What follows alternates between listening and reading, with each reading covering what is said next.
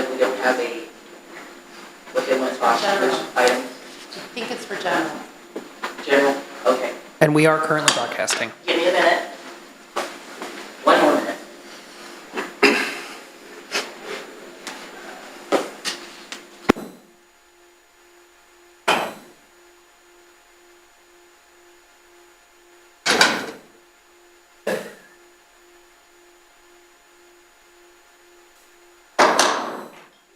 Welcome to the Oregon City of January 2020.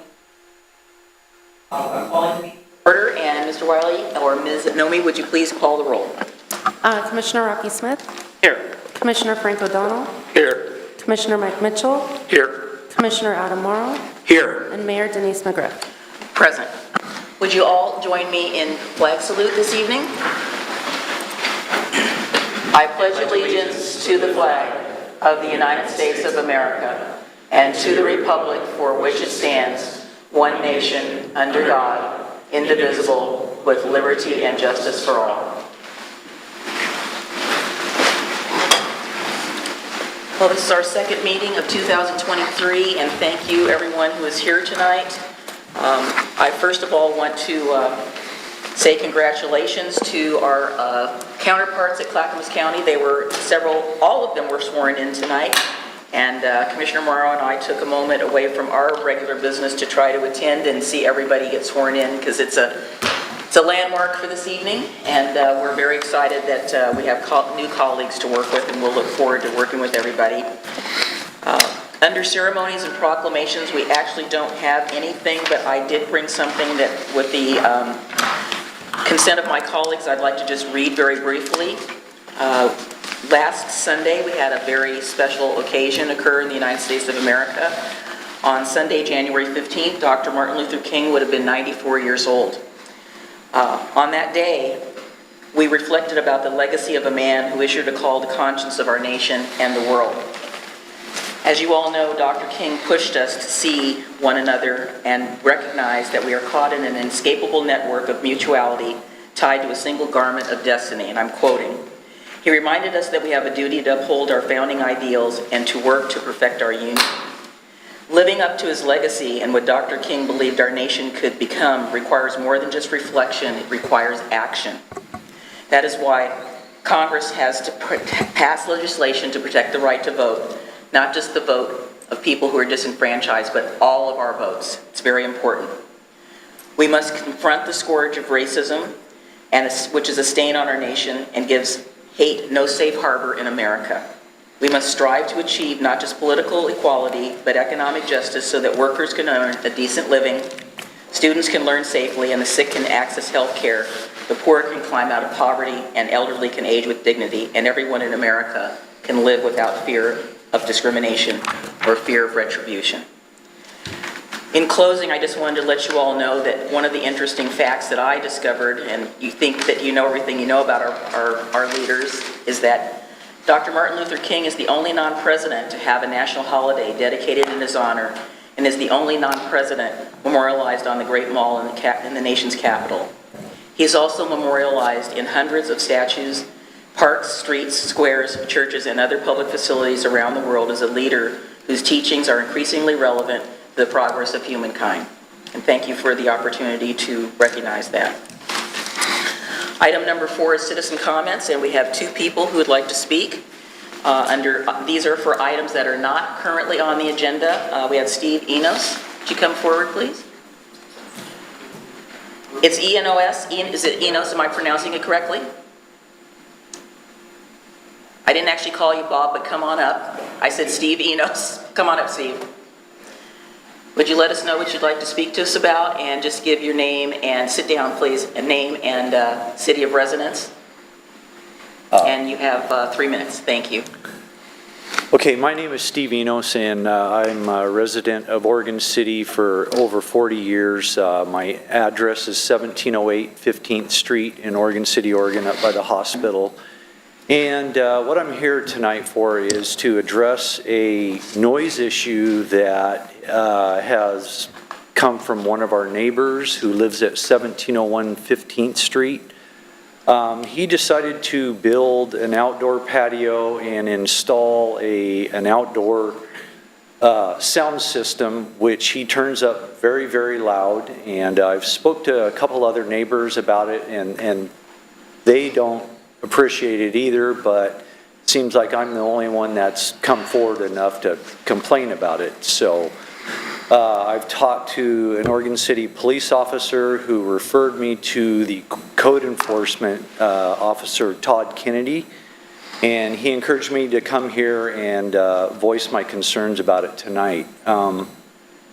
I have asked the resident 3 different times to turn it down. He obliged the first couple times, and by the 3rd time he says, well, you know, I'm in the right of the law. And I said, yeah, but you know, it's not very nice and neighborly for you to disturb the neighbors. Other people are not happy with it. So, but through my conversations and my research on the internet, that really, as far as the noise ordinance in Oregon City, it all the bottom line, it boils down to the big hand on the, you know, the 12 and the little hand on the 10, and 10 and 7. So, you know, and I think that's a bit not a good enough law, and I think it really needs to be further defined, and you know, there needs to be a gray area instead of just black and white. I mean, you know, sure, we all deal with noise in our lives, but this guy plays it on nearly every single night for about a 1 to 3 hour period from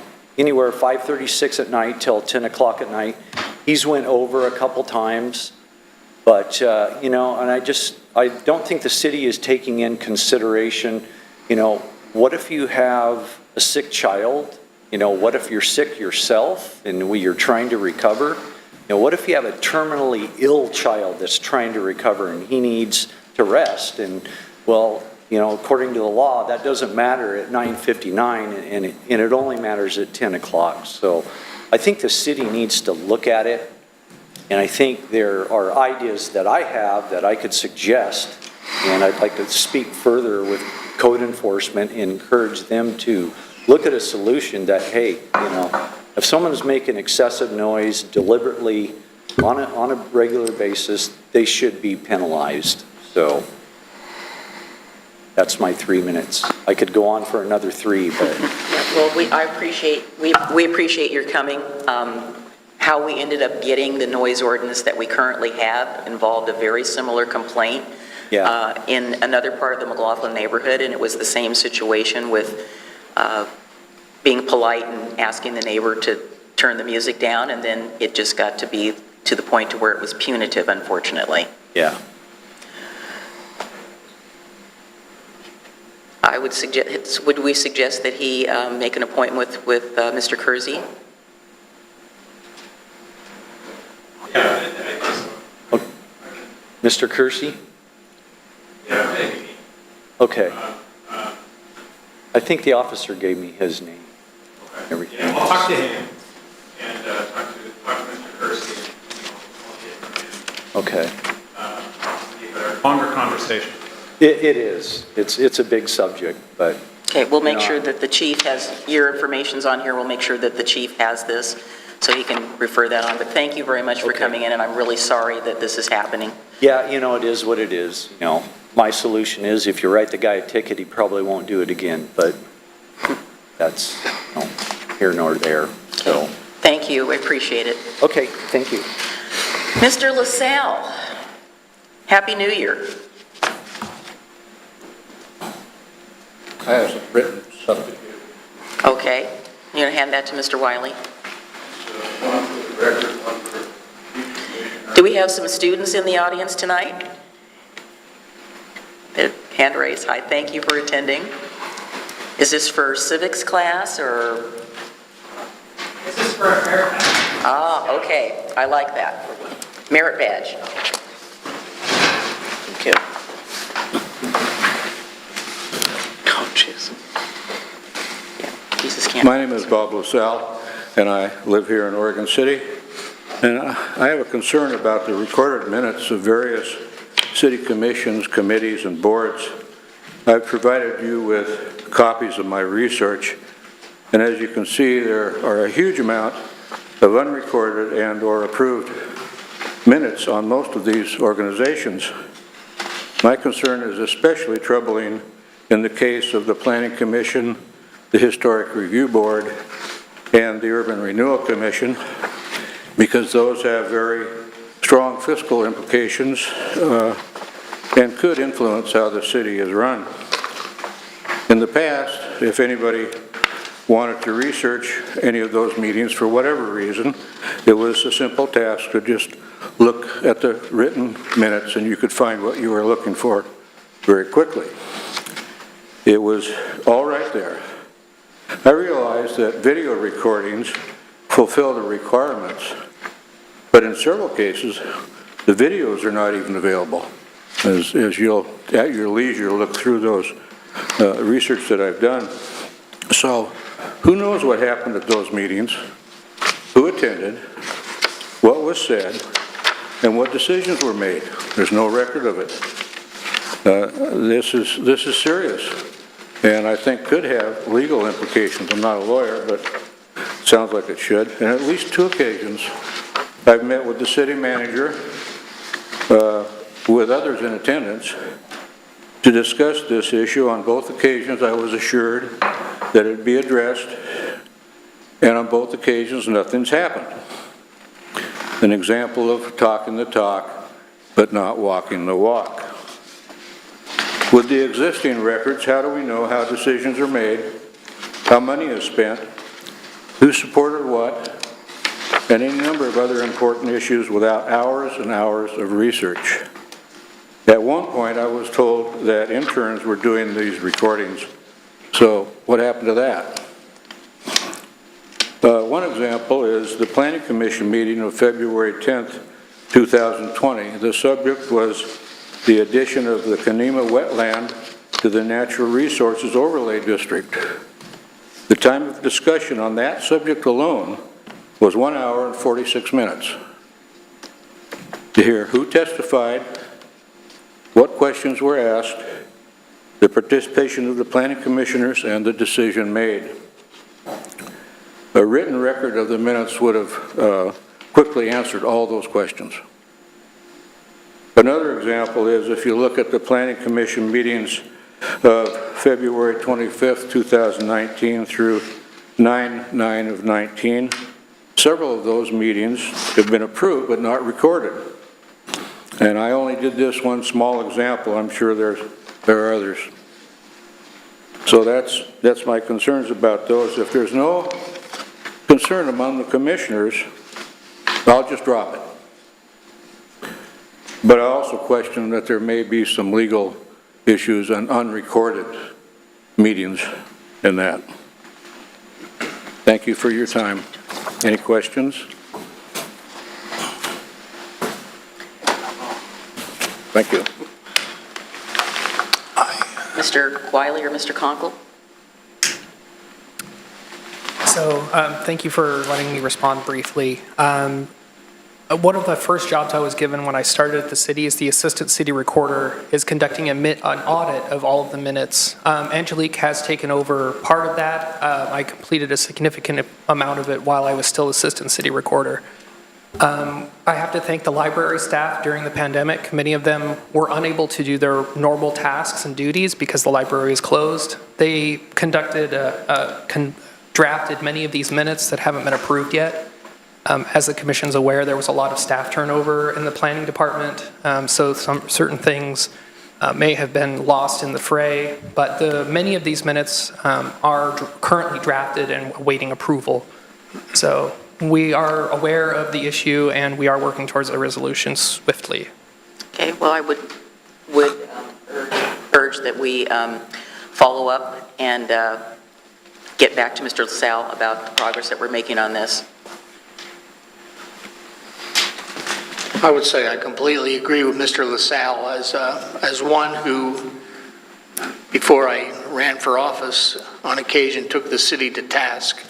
It was necessary to go back and review records and conversations of previous commissions not only to see what decision they arrived, but what was the thought process behind it, and what was the true motivation behind it. So the written records have value. It sounds like they'll be restored and brought back to whole, which is necessary, but the written record is, especially with transitions and the new commissions and some of the stuff that I dealt with went back years, and it's necessary to have a record to refer to understand not only the what happened, but the why of it, how it happened. So thank you, Mr. LaSalle. So we won't have any further comment. We'll get back to Mr. LaSalle based on the recommendation from Mr. Wiley, and we will follow up on this. So thank you very much. Appreciate it. All right. Before we go on, would one of you like to come up and just tell us about your project?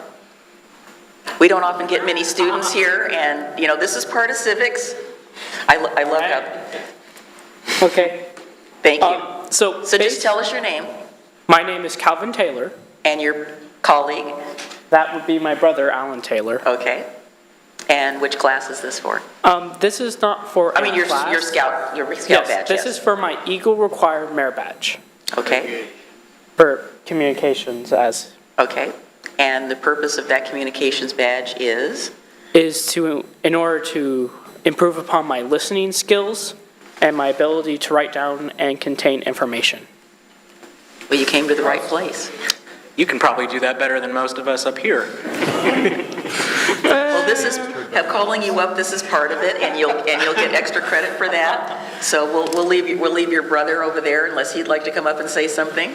He's not, he's going, no, okay. Well, part of being engaged civically is exactly what the two people that came up earlier before you is to basically come up and say that they have a concern, or sometimes people actually come up and tell us, gee, you're doing a great job, which we appreciate, so, we'd like that as well. So thank you, and we wish you a lot of success, and if you have any questions, be sure to get a hold of any of us here at the commission, or our city recorder, or our city manager if there's anything we can help you with your project. All right. I wish you guys the best of luck as well. Thank you. All righty. Appreciate it. I don't know if you all know, but in the last 2 months, I have had 3 different speaking engagements for a Webelow group who was moving on to their next level to become fully engaged Cub Scouts. And it's a mixed troop of boys and girls. And then I talked to one group of Cub Scouts who were working on their badge, what was it? It was something of light, as I recall. And then the third group was the same. It was another group of Webelows. So I am really excited, that you're here tonight, and we're really glad. And we, invite any of our scouts or any students to come in and chat with us or find out about what civic engagement is about, because, many of us, that's how we got our start. So thank you so much for being here, and we'll look forward to hearing your success when you get that next level. You're welcome. All right, so tonight we have 3 different presentations, and I think we're all anxious to hear about some of the good work that's been going on here in Oregon City and our environs. So we'd like to call up I'm not sure who's here from Oregon Department of Transportation. Thank you, Mayor, Commissioners. So this item is item 5A on your commission, or on your agenda. I'm looking at you. You've all heard of I-205, have you not? You've all heard of Abernathy Bridge. All heard of ODOT. We don't even know where that is. You know where those are? Okay, we didn't create a graphic for that. Well, actually, ODOT did. So we have a graphic for that. Okay. And so we've got 2 presenters here, Mandy Putney with ODOT, and she will introduce herself. Mandy. So Mandy and Heather, if you guys want to come up to the dais up here, that would be great. So Mandy, in her leadership role as the Director of Strategic Initiatives with ODOT Urban Mobility Office, Mandy oversees the Office's strategic initiatives to support the state's largest and most complex transportation projects. Hang on just a quick second. Some of us have dark screens here. So do we need to turn them on? Yeah. I don't even know where the button is, actually. I'm feeling for something that's not there. Oh, blue light. Is that it?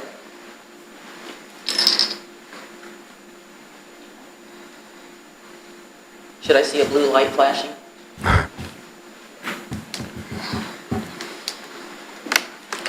we go. There we go. All right.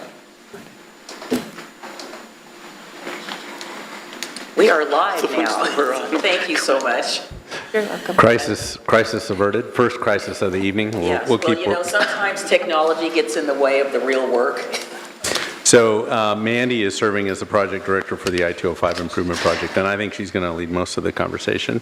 And Heather is here as, she's a senior vice president of transportation with WSP, and they're part of the project team, so she's the project consultant for a lot of the work that we've been working through with the I-205 improvements and the I-205 tolling project. So that's why they're here. We haven't brought this topic before you a lot because we haven't had a lot to report. I think I counted like 20 slides, so I know this group knows a lot about this project, but so maybe I think they're most interested in the mitigation proposals, and so maybe if you could focus on that, that'd be great. Well, thank you both for being here. We appreciate it. And yes, we are fairly well versed in the topic, but we appreciate the getting an update. So thank you. Go right ahead. Great. Thank you so much, Mayor, Commission President, and Commissioners. I'm Mandy Putney with ODOT, and as John introduced me, I'm the Strategic Initiatives Director, and I do have the pleasure of overseeing both the I-205 Improvements Project, which is under construction at Abernathy Bridge, and I have responsibility for oversight of the I-205 toll project as it goes through the National Environmental Policy Act, or NEPA process. We haven't been here in a while, ODOT, so it's nice to be here and to be here in person, especially tonight. I am going to focus on I-205, and I will be as quick as I can through my slides so that you'll have time for the rest of your agenda and questions tonight. And do I just click? Okay. Just quickly, though, I wanted to center the work that we're doing on I-205 as a key element of ODOT's urban mobility strategy. This is our strategy to look in a cohesive manner at a way to make everyday travel safer. Okay, thank you. Is this better? Yep. This will make everyday travel safer and more efficient in the broader Portland metropolitan region by reducing traffic jams, using congestion pricing with variable rate tolls, decreasing highway bottlenecks with strategic improvement projects, and in working with our partners to invest in strategic multimodal transportation efforts. It will also allow us to modernize the region to withstand a Cascadia-level earthquake event. And we are looking at ways to develop sustainable funding so that we're able to invest in all of these needed projects.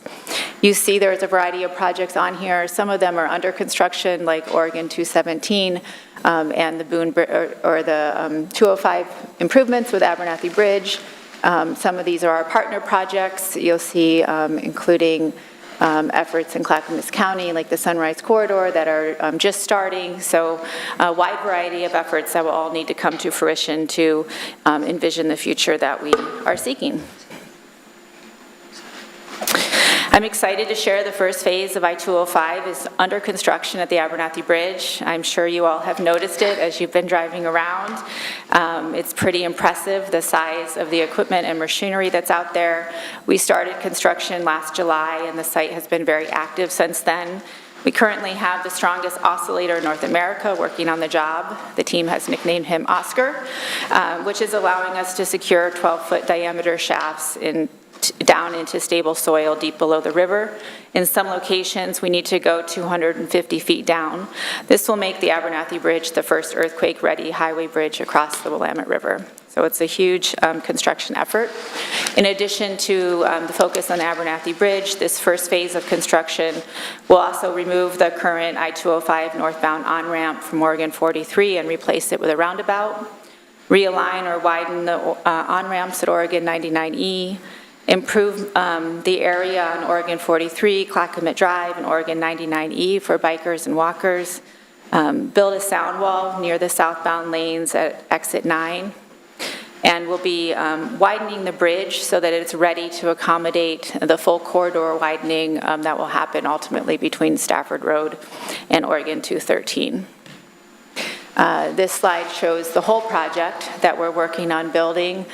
We do know that widening and seismically strengthening the Abernathy Bridge is a significant step. However, it won't be enough to have traffic mobility improvements, operational and safety improvements in this 7-mile section. As you know, almost all of the 26-mile Interstate 205 is 3 lanes in Oregon, and that's with the exception, though, of this 7-mile section on the map here between Stafford Road and Oregon 213. The 9 bridges in this section of 205, including the Abernathy Bridge, are not built to current modern seismic earthquake standards and would fail during a major event. The missing 3rd lanes create safety and operational bottlenecks in this area. There's a high crash rate, congestion, and unpredictable travel times. Currently, I-205 is congested about 7 hours a day, and it's forecasted to double to about 14 hours a day by 2045 if we do nothing. We do have a plan to address these problems by updating or replacing 8 other bridges, adding sound walls, improving bicycle and pedestrian connections, and building this missing 3rd lane. Toll revenue is needed for construction of this project, and using a variable rate toll schedule will also help us manage congestion. I'm going to talk a little bit about the process that we've gone through in terms of operational and safety analysis in my next few slides, which I'll go through relatively quickly. But we are looking at tolling at the Abernathy and Tualatin River bridges to raise revenue for construction, and have been studying these benefits and potential impacts of the project of combining this capital construction project with a variable rate toll. We will share the results of this analysis in a report called an environmental assessment. This process is overseen through a federal process and the National Environmental Policy Act, or NEPA. I'm expecting that we'll have the draft environmental assessment out in the next month or so for public review and comment. And even though it's not yet published, we've been sharing our information and working closely with your staff and staff of other partner agencies over the last year and more.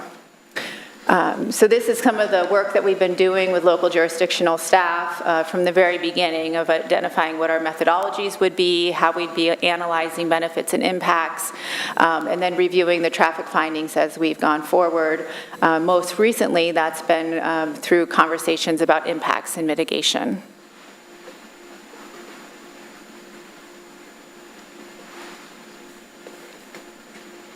Thank you. Here's just another snapshot of the variety of working groups that we have with technical staff, stakeholder groups, so that we're able to get input from these groups specifically, as well as the general public as we're out sharing our information and doing our analysis.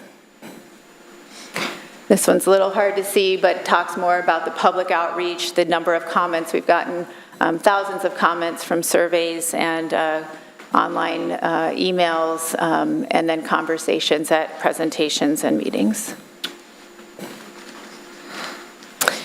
Analysis completed so far shows considerable mobility benefits with the project.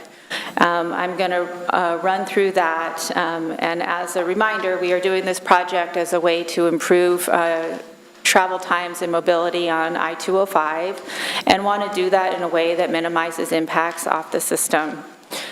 We do know that with tolling and adding the 3rd lane, we're able to show significant benefits. Even as population continues to grow, our traffic models show that in 2045, congestion in I-5 would be reduced to 2 hours or less per day, and that's compared to the 14 hours a day if we do nothing. With the project, we'll also see travel times through this corridor that are about 25% shorter in the morning rush hour and up to 50% shorter in the afternoon rush hour. Freight travel times in I-205 are projected to improve substantially, both northbound and southbound, decreasing by between 26% and 53%, depending on the peak period and direction. We also are seeing improvement at Oregon 213, which is important as a connector to light industrial lands in the vicinity of Clackamas Community College. Northbound Oregon 213 travel time would experience a 5 to 18% improvement during the peak periods. And there'll be a safer roadway on the interstate with up to 21% fewer crashes compared to doing nothing. And that's also related to having the third lane there and better interchange configurations near the bridge. And this project is able to support the state's carbon emission reduction goals by implementing congestion pricing while adding the third lane. We can do that without raising carbon emissions. Collectively, these traffic improvements result in an economic benefit of more than $40 million a year between 2027 and 2045.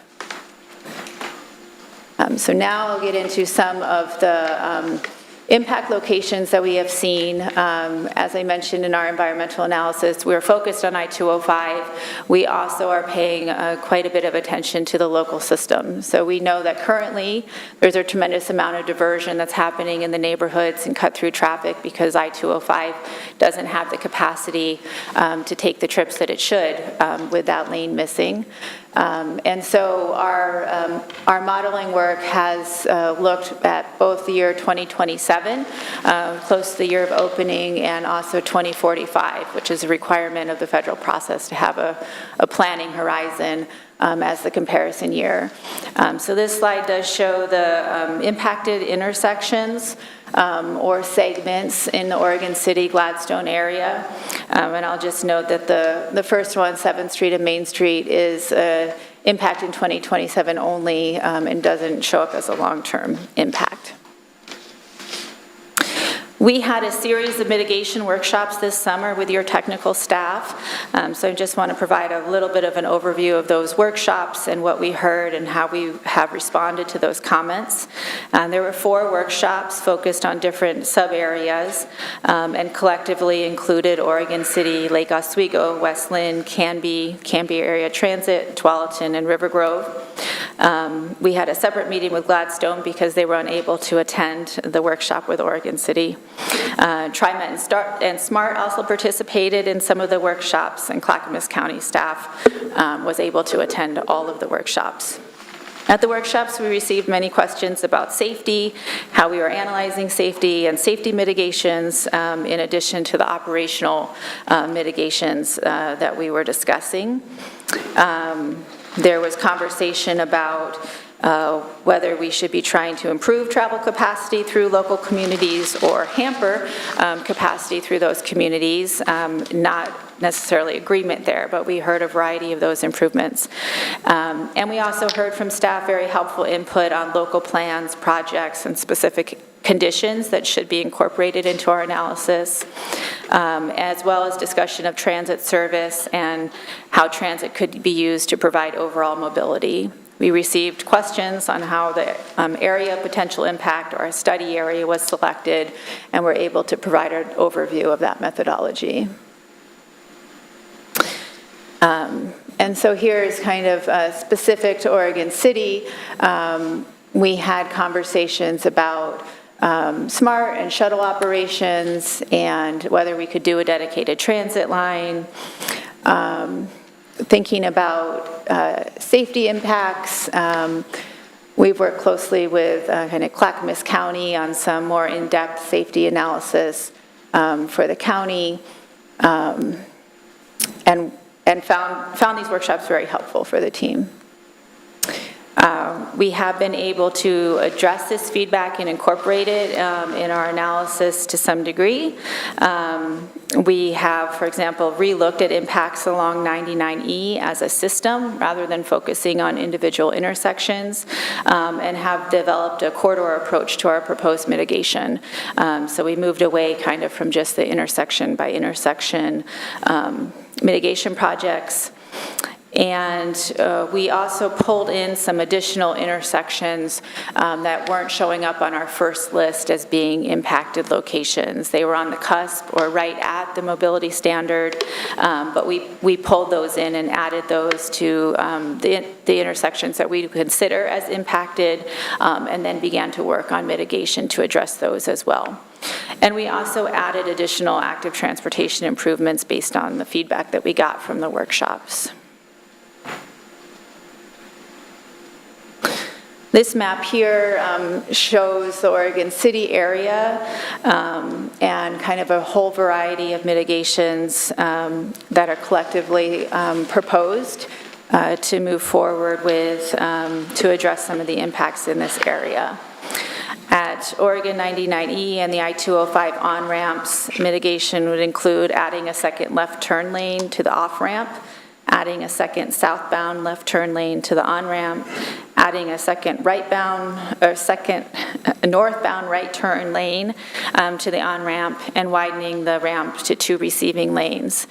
At Oregon 99E and 14th Street, we're looking at adding a second southbound left turn lane, prohibiting westbound left turns, and beginning a third northbound lane onto Oregon 99E. And at Oregon 99E and 10th Street, we're proposing to extend the southbound left turn lane to 12th Street. We're also looking at a transit bypass lane for the ramp meter on the southbound on-ramp, widening the sidewalk on Oregon 99E between 10th Street and Main Street, looking at a new signal at 10th and Main Street, which would be pending a final signal warrant analysis, implementing transit signal priority, which will require identification of what the appropriate technology would be, queue bypass and advanced green for transit, and improving access from the bike lane to the sidewalk across the Clackamas River Bridge. We're still continuing conversations with Oregon City staff to refine these mitigations, and have been talking about the ability to complete a micro-simulation of the downtown area, which would be done after the draft environmental assessment comes out, but then would be able to inform the revised or final environmental assessment before it's complete.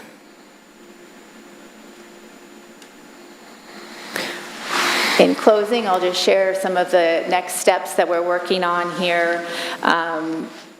Between now and implementation, start of tolling in late 2024, the state will be developing a low-income toll program.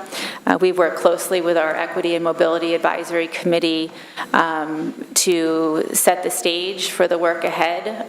It submitted a report to the Joint Committee on Transportation last year outlining the considerations that we're looking at right now, including a benefit for those households that are at 200% of the federal poverty level. This is $55,500 for a household of 4. And then also considering a possible multi-tier option for a benefit for those between the above 200% and up to 400% of the federal poverty level. So 400% for reference would be $111,000 for a household of 4. We also know that there's more research we have to do. We've learned from other places how to engage people in programs such as this, thinking about accessibility and language, and also making sure that we provide cash-based payment options for those that don't currently have a bank account or a credit card. And then here's the timeline, just looking forward. As I mentioned, the draft environmental assessment is forthcoming. We would then expect the final or revised document out in the summer, and then we'd be working with the Federal Highway Administration to have their federal decision on that document. As we're moving forward, we'll also be working on developing our monitoring program, working again with partner agency staffs to determine what we'd be monitoring and the frequency of that, and the process for moving forward with toll implementation late 2024. This slide has our contact information, and with that I will close out my presentation.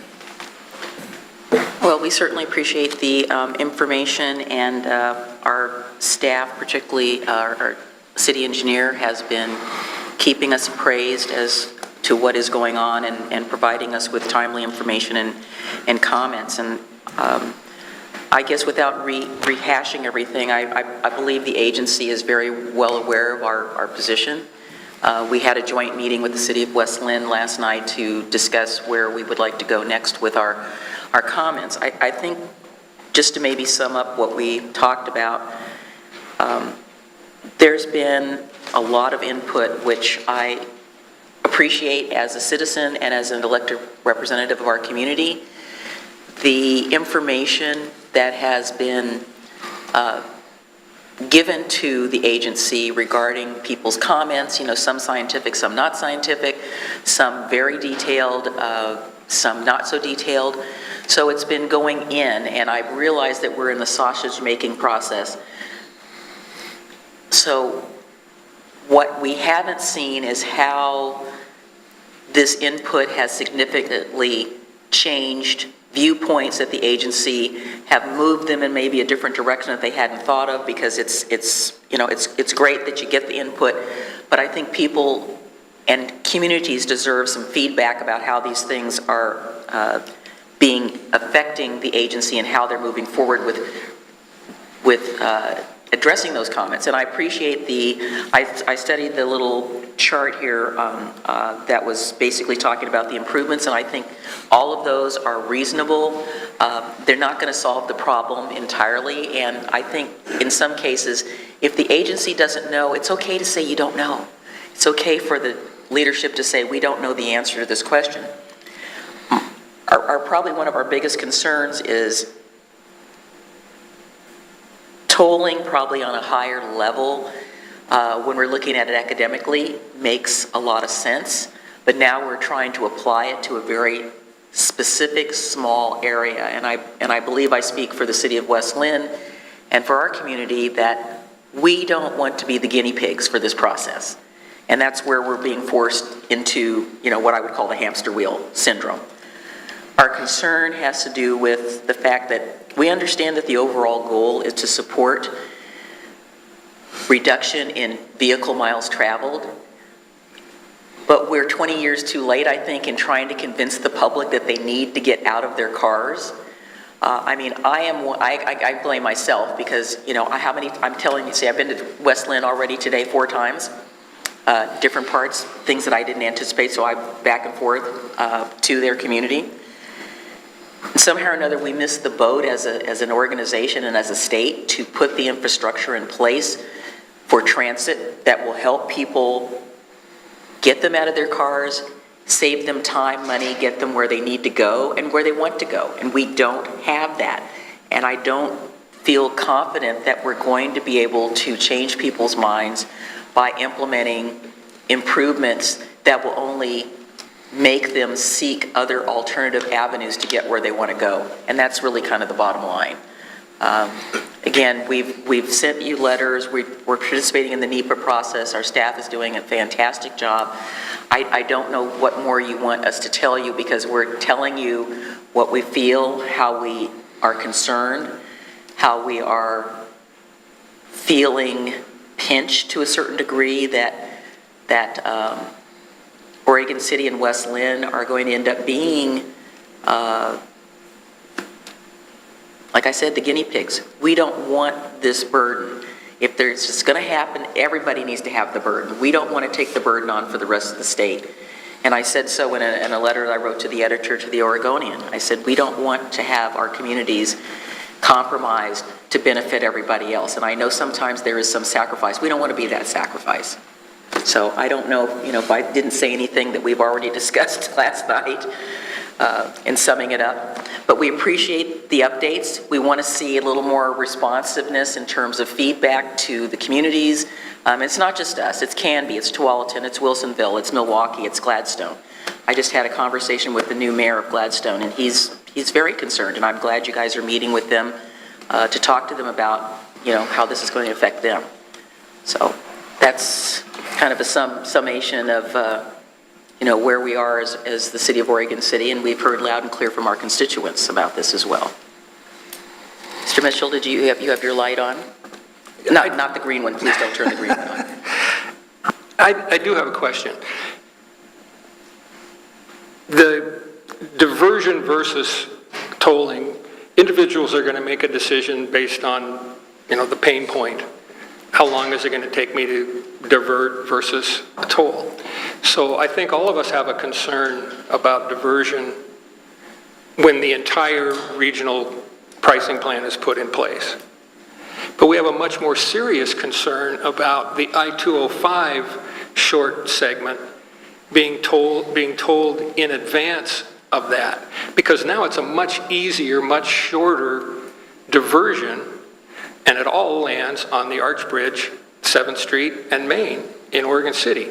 And my concern, and I think I speak for everyone up here, during that period of time, that will destroy our downtown, because it's going to be too easy for people to jump off, avoid that toll on the bridge, and there's only one other way. If you need to cross the river, there's only one other way, the Arch Bridge, and there's only one way off the Arch Bridge, and that's right in the middle of our downtown. So my question is, why the rush to implement that devastating section prior to the regional plan? And I'm not saying I support the regional plan, but what I'm saying is that I just can't understand the rush with the significant impact that we're going to face. Right, I appreciate the question, Commissioner President. We are under direction from the legislature to move forward with the I-205 improvements project and to use toll revenue to go ahead and fund that project. We've started construction on the first phase and have financed that with short-term financing. Ultimately, our hope is to be able to pay back that funds with toll revenue and then also to move forward with construction of the rest of the corridor. So that project schedule is really driving the need to move forward now, and delay is one of the more costly factors that we could add in terms of project costs. So staying on schedule, moving forward with construction is the direction I'm operating under, and my goal is to really provide some relief to the region and to the communities here in terms of real improvements on I-205. Mr. Mitchell, I think that is a question that we talked about last night, and we're very well aware of what the direction was from the legislature in House Bill 2017. However, I think what didn't happen, even though we commented on that, we commented to our legislators saying this is not really the right time, this is not really the right segment. I think that what didn't get into the mix was the unintended consequences. And as a planner, that is something I think about all the time when I'm working on projects. There's always, what is the worst that could possibly happen? You kind of figure out what that might be, and then you work yourself backwards. So we understand. We're not blaming the staff. One of our goals is to basically go back to the legislature and talk to them and say, I know in your wildest dreams you didn't anticipate that this was going to be one of the results. But we need to make them understand very clearly that the result of what will happen and what we anticipate will happen is going to be devastating to Willamette Main Street. It is going to be devastating to Oregon City Main Street. And we're both, communities are recovering economically from COVID, and people now just feeling like they can get back. Well, if they can't get through our communities to go where they want to go, they're not going to go. They're going to go someplace else. All the new businesses that we've encouraged to be downtown will think about moving someplace else. And sure, small businesses all the time, well, I'm going to move. Well, they won't need an excuse. They will move because nobody will be able to get to them. So we get that. We will be talking to our legislators about this and hopefully making them understand that we have a real risk here with this project. Go ahead. And then we'll close it out and move on to our next item.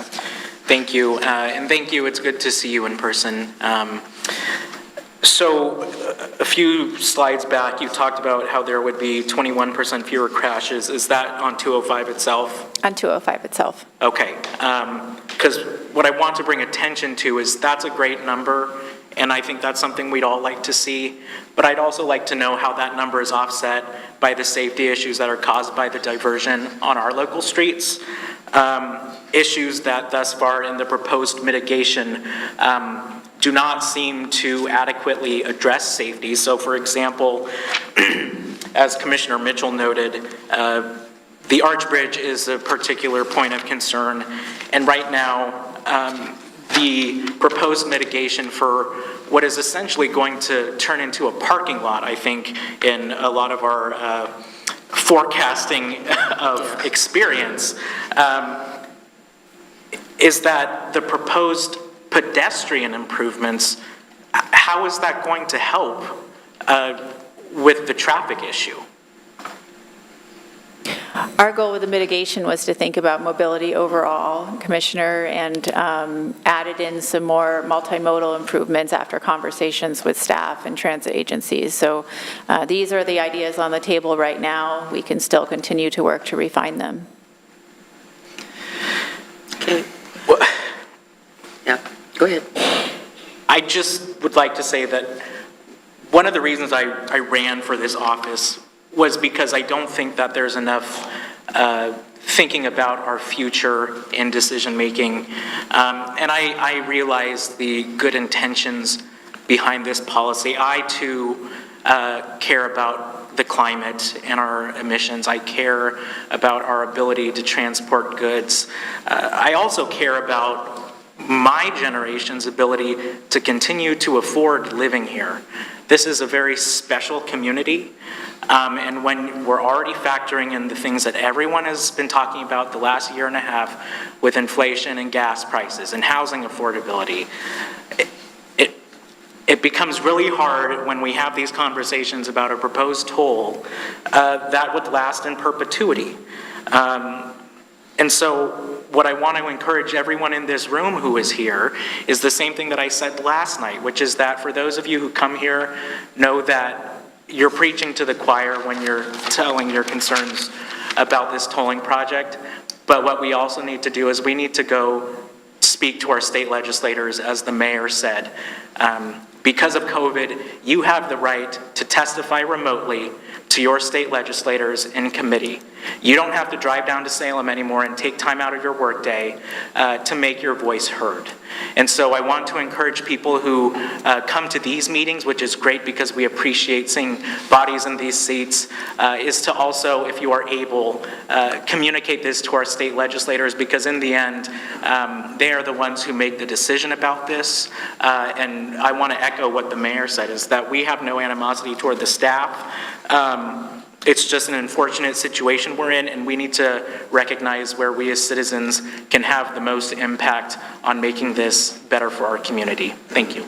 And let me add that we have our new state senator for our area, District 20, is State Senator Mark Meek, and our state representative from District 40 is Anessa Hartman. I also know that new state Senator Aaron Woods is also concerned about this, and we do have our Senate President, who is Rob Wagner, who is from our area as well.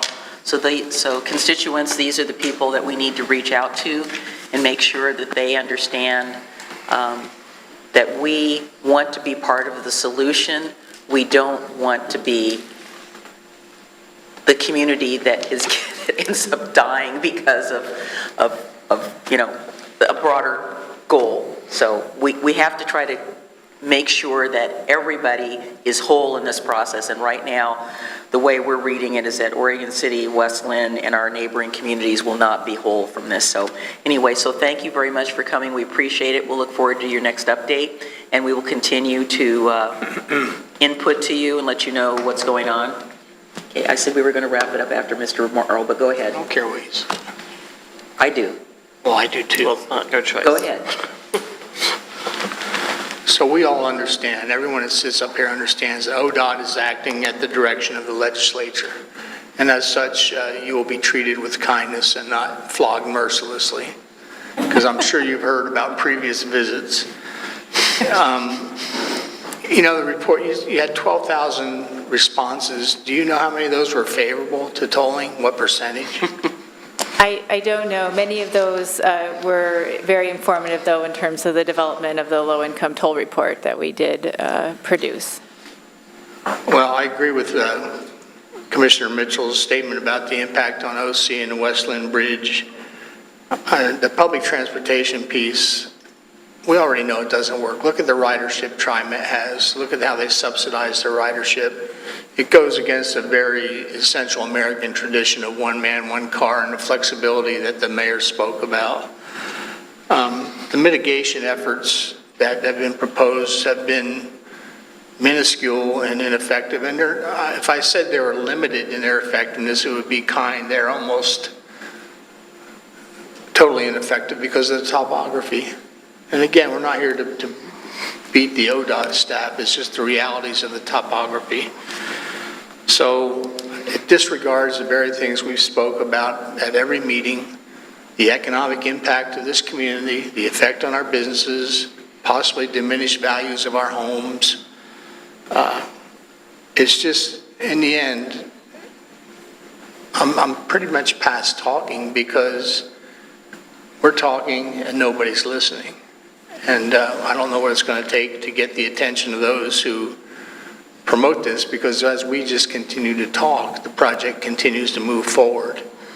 And that puts us in a position of having to take another approach to this. So you did your job, and I presume this is part of the process that is mandated internally, that you must make these presentations to impacted communities. Was that a correct statement? It's part of the process? We were invited to come tonight, and we're happy to do presentations. I was at the Gresham Chamber yesterday, so I regularly am providing updates, as is my team, so that people can understand how to be involved and be engaged in the process. So we do make special effort, and really appreciate the work of the city staff.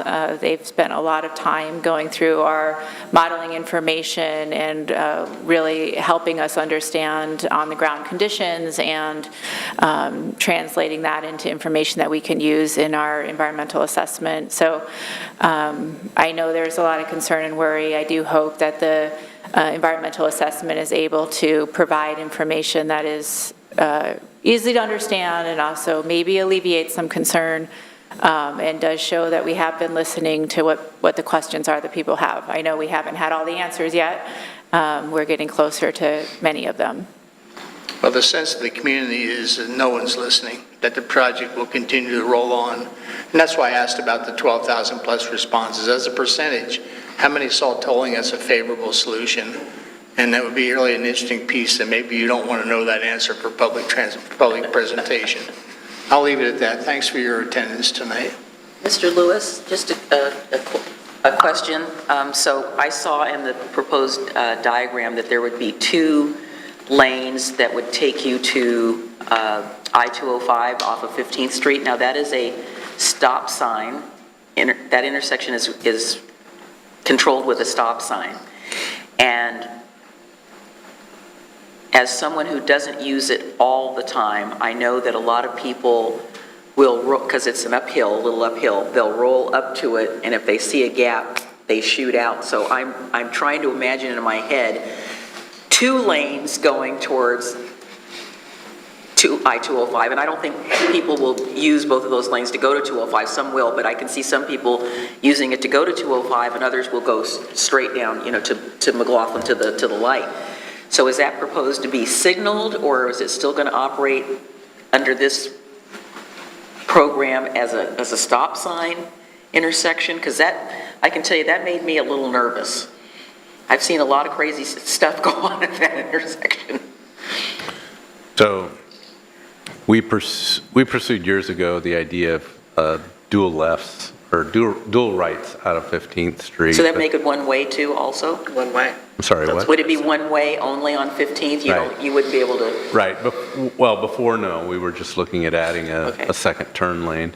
And at that time, the sight distance didn't, there's the automotive lot right there and their metal fence, and, you really couldn't see that. And you're right. People are going to not just turn and stay tight on the right lane and onto 205. They're going to want to dash out across and get into one of the north center lanes. Yeah. There's several lanes in that location. So really the mitigation, you want to call it mitigation?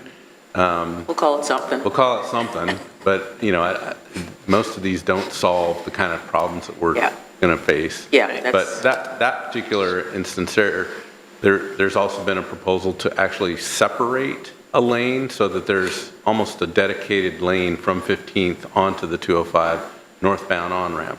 Now, I don't know that the team has gone to great depth of detail and to figure out what exactly that looks like, but obviously there's a safety concern with trying to just allow the 2 lanes to just, free flow right there, and how we resolve that, we haven't seen that level of detail. We just talked about the volume of traffic that needs to get from, say, Washington Street or Main Street out on the 99E, either headed to Portland or headed to Clackamas. is large. Yes. And so how do you, what are the options? And so, our TSP had a couplet shown for 14th and 15th. Right. We talked about that. That doesn't work Yeah. because of some of the bridge clearance problems. Right. But we did talk about, well, is there an option? Because we are trying, that's our biggest problem, is there's not options, right? We've got buildings, we've got historic buildings, we've got a riverfront. What do you do with these kind of traffic numbers? And so this is one area where we asked ODOT to look harder at whether or not that would work, whether it could be done safely. And we don't know the results of that, So but it's still on the list of things. Yeah, I'm not saying that we're trying to solve the problem, it's just that came to, it's going to, again, when I'm driving around and thinking about those type of things. I think the other thing that I noticed as well was, so there are a few people who will bypass 14th to come into town, and they will go up to 15th, make that right turn, go down, stop at the four-way, and then go on. Let's say they're going to the Willamette Falls Center there on Washington and 15th. So if there's 2 lanes there, it seems to me that there isn't enough room for that to happen. So that would mean if you miss the 14th Street exit, you're going on under I-205, and you'll have to figure out how to get back around if you need to come back to Oregon City. But I think the thing that I have seen that disturbs me a little bit is that we have the median there with the trees. I have seen people, before they get there, do that little U-ey and then dash across 99 to go down to 15th. And I was, every time it happens, I'm like, oh my God, I'm waiting for the crash. So I've seen dumb stuff happen there, but. A quick comment. Perhaps we could post on our own website and on social media the very direction that Commissioner Morrow gave about how to contact the state. How many times have we gotten bombarded with form letters? But that contact and readily retrieval of it, as in many ways possible, would be important. Yeah, I gave the names of the representatives. We don't have all their new addresses, so we'll see if we can get our PIO, Jared, to help put that on our site so people can contact them. But anyway, thank you very much for being. Real quick. Please. I'm paused. Okay, thank you. You're welcome. I want to remind the public that the numbers that are being used to forecast right now in the year of our Lord 2023 are numbers from, is it 2015, John? I think so. I believe so. That's what we discussed last time. We use the regional travel demand model, and Metro does our modeling. So we use the modeling standards that all the projects use in this region here.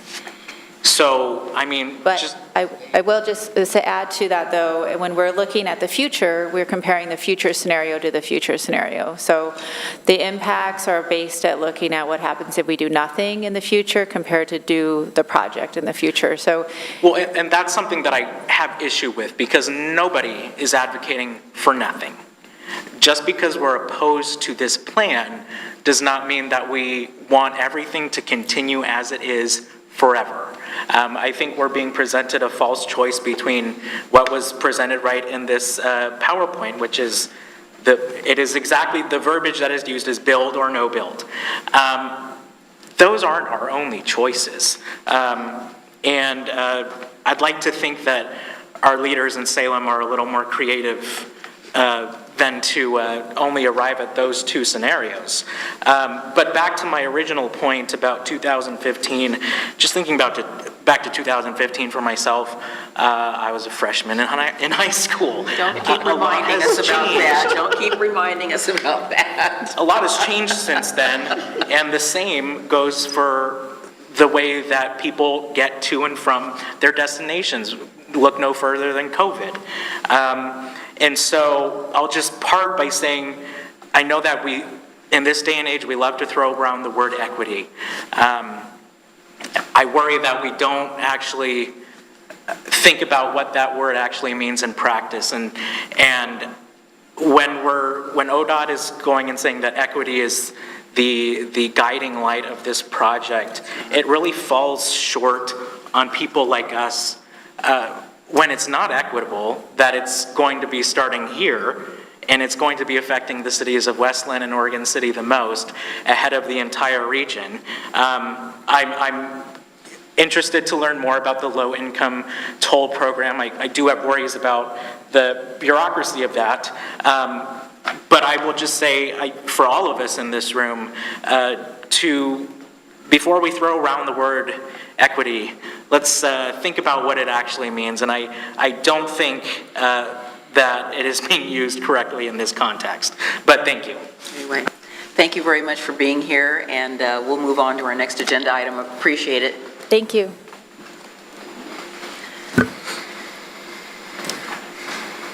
So our next favorite topic, or my next favorite topic, planning. So, Ms. Hurd-Barrett, are you going to introduce this? I see we have Mr. Stoll and Mr. Schlagenhofer coming up to the seats. So you're going to give the report from last year? Or are you going to give the report? I can introduce them, and then the former chair and the current chair will take it over. So this year's current Planning Commission chair is Greg Stoll, and Commissioner Dirk Schlagenhofer is now vice chair and did an excellent job leading us through the past year, and they will report out on last year's activities. All right, Mayor, members of the Commission, thank you for having us tonight.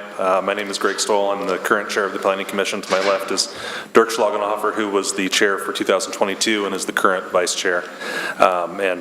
Thank you to Ms. Hurd-Barrett for preparing the report. I'll start from the top. In 2022, the Planning Commission discussed a variety of topics, received several informative presentations, and took action on multiple applications. Actions include decisions on a master plan, 3 variances, 1 conditional use permit, and 4 legislative recommendations to the City Commission. The Planning Commission meets on the 2nd and 4th Monday of every month in this room. Most meetings begin at 7 p.m. and work sessions are scheduled as needed prior to regular meetings. Last year, current Commission President Mike Mitchell was vice chair, and as I said, Mr. Schlagenhofer was chair.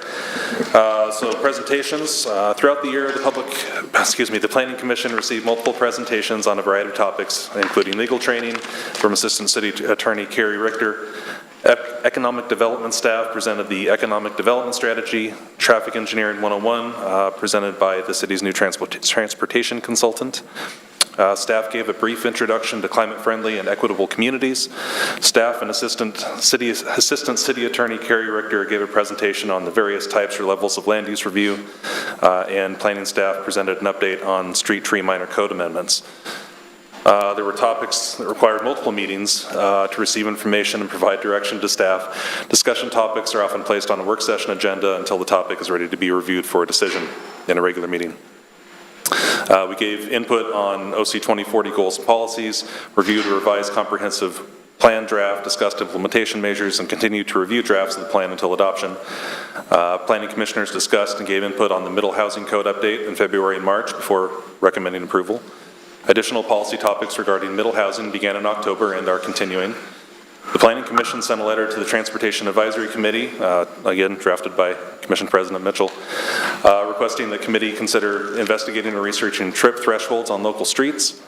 And we discussed, reviewed, and adopted new Planning Commission bylaws in August. In terms of action items, we approved a conditional use permit to relocate the helipad at Willamette Falls Hospital, approved a variance for a minimum lot depth and setbacks at 716 10th Street, approved a variance to a rear yard setback for commercial use abutting a residential zone at 504 14th Street, approved a variance for a front yard setback and to allow an accessory structure in the front yard of 12200 Meadow Lawn Drive. Held multiple public hearings for the Park Place Crossing Master Plan beginning in April, 2 meetings in May, 2 in July, 1 in August, and approval with conditions in September, which you're all familiar with. Recommended approval of a single lot annexation on Rose Road. Recommended the City Commission approve code amendments to the Flood Management Overlay District due to a request from FEMA. Recommended approval of a package of code amendments to implement House Bill 2001, middle housing, in March, and recommended approval of a legislative amendment to adopt OC 2040 in November 2022. It's quite a year. We're open for questions if you have any. Well, yes, let's go off script since we all got the report ahead of time. So It was brought up that the Kanema wetlands, now, it's been a while since I was on the Planning Commission. We recommended approval of that moving forward to the City Commission. How come it hasn't come to the Planning Commission yet? It needs to get done. The Kanema, the only... Kanema wetlands that were identified. I have no answer for that. So that's number one. And then number two is, when do you anticipate having your legal training again? Legal training is scheduled for coming Monday, 6 o'clock. Awesome. Fantastic. Yeah. Can't have enough of it. Yeah. We need more. We actually need more of it ourselves, so that's exciting. I think you all have, so what do you anticipate that you're going to be working on for this next year? I'm not aware specifically of any projects. I'll again refer to staff. They have the list. Well, I don't, we wouldn't discuss any quasi-judicial yet. Of course not. But the middle housing discussions continue, and we hope to have a joint work session with Planning Commission and the City Commission to talk about the larger policy issues that came out of those discussions. And you'll hear a little bit about that tonight, later in the agenda. Eventually, we'll be talking about climate-friendly and equitable communities, where we have an code audit that's comparing the requirements and what our code currently says, and so that'll make its way to Planning Commission at some point. So those are some of the bigger kind of policy-related topics that will come up. So I would hope that the city is going to move into that very slowly. You know we're involved in litigation. Yes, I know that part, and we do intend to, well, there are deadlines, but we've requested extensions to those deadlines. Excellent. So, yeah. And again, for the public, we are not against dealing with this particular topic. Our concern is that we are overwhelmed with the current work that we have coming through the state on housing, and that is a big project. And I think we have been very deliberate and thoughtful as we've gone through it, because it's going to make substantial changes to our community. And we have to sort of balance that against the goals of the community. We're going to be going into a goal-setting session again, but one of our overall themes is that we want to retain our small town feel. We want to retain the sense of place that we have here. And the balance is, how do we take these requirements with the desires and goals of our community and try to make them work? So I appreciate the fact that the state has allowed us time to do it like what I would like to call the Oregon City way, because we have to do what works for us. We can't, mimic what Milwaukee's doing or Gladstone, that has to, whatever they do, that has to work for them. So this additional requirement is something that is overlaying on top of all the other work that we need to do. So I hope, staff, that we can finally put the Kanema wetlands to bed this year, because it's been a long time, and I know that there are people in Kanema that have been wondering why this is not moved forward. It doesn't really even need to go to natural resources anymore. It needs to just get the ordinance done and make it part of the overlay district so we can get that taken care of. Gentlemen, do you have any questions for these gentlemen? So carry on. Oh, you have something you'd like to say, Dirk? Thank you. And we did pronounce his name correctly, okay. Of course. I just wanted to say something about middle housing. When we went through middle housing, because it is such a complex bunch of material, we went kind of minimalist. It wasn't enough time to really address everything that we were concerned with, so we went with what can we do to get in compliance, and then we ended up with a lot of stuff that we're going to have to go back to. And we don't know how much time we're going to have to be able to go back to it, but there's a lot when it comes to affordable housing, ensuring that some of the stuff that we're doing is actually ensuring affordable housing and not just offering opportunities for investors to snatch these up and turn them into rentals. So we've brought up some items like RVs, RV parks. I mean, should RVs be in a park or should it be in someone's driveway? And I think it shouldn't be in a driveway, but we're gonna go into that deeper. You're saying RV parking or RV parks? RVs in someone's driveway, someone living in it. It didn't seem like a good idea, so that's something we're going to discuss further, although I don't think that's... It seems like a good idea or is a good idea?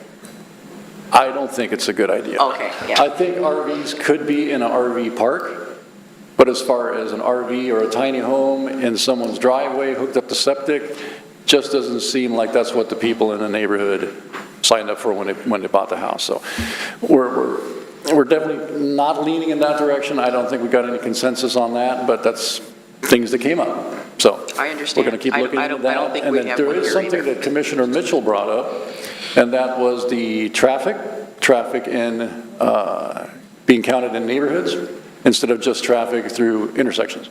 And we brought that up to the Traffic Advisory Committee, and I'm not sure if that has gone anywhere. And maybe Ms. Herdrovich can tell us if that has progressed or stalled. I haven't heard back from them yet, so. Okay, I don't guess know we where left it's it at. with them, and we're going to see what they... The guy in the corner is the traffic advisory staff person, one of them. Thank you, John. I was reading my ODOT document. I missed the question completely, so sorry. Okay, when we visited the Traffic Advisory Committee, we brought up the question about traffic in neighborhoods versus only counting traffic in intersections.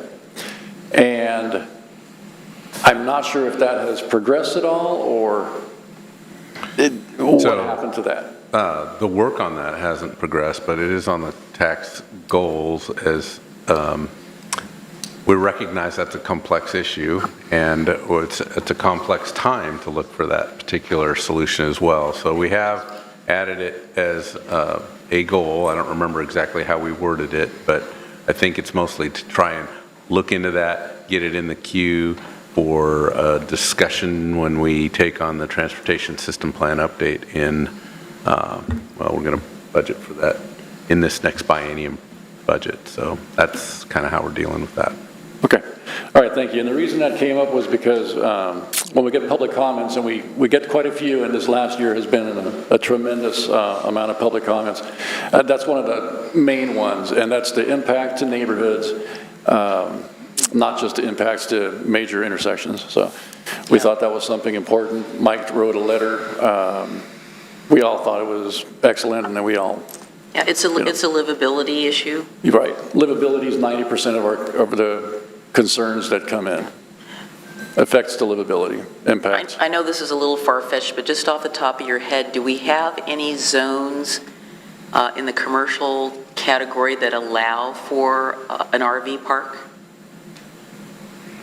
Other than what we have, we have at Clackamas Park, we have but it's not a permanent RV park where people are there, 24/7. I don't believe that we do at this time. I would be interested in knowing that, because it seemed to me it would be allowed in a commercial zone. It doesn't have to be a giant one, but, maybe that's an opportunity that we hadn't thought of that needs to be explored.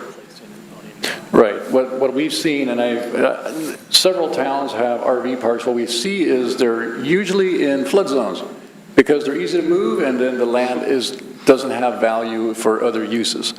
So in Canby, I see one near the bridge. It's down by the river, easy to evacuate the people. They've got wheels on them. So you should take the wheels off. Now it's a mobile home park, and now you've got to be, you can't be in a floodplain anymore. Yeah. So if we had some land in a floodplain, I don't know if there's any land available besides Clackamas Park. I don't know if the Cove is out. We're going to move the RV park, but yeah. Okay. So it's something to think about. Well, thank you very much. It is, because it's the most affordable option after homelessness. Yeah. So we're trying to find that transition. Well, we will look forward to the work session and having some discussions about where we think we might want to go with that. I think it's thought-provoking, for one thing. Thank you. Anything else? All right. Thank you, guys. Thank you for having us. Appreciate it. All right. So we have the Water and Environmental Services Good Neighbor Agreement Project Update. Mr. Reed and Ms. Conrad.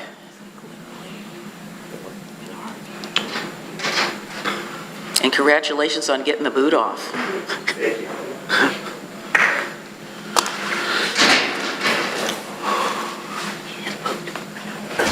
City Commissioners and Mayor, tonight we're here to provide an update on the West Good Neighbor projects that have been completed this biennium. Tonight, the Assistant Parks and Recreation Director, Denise Conrad, and our consultant from Cumming Group will be providing that presentation.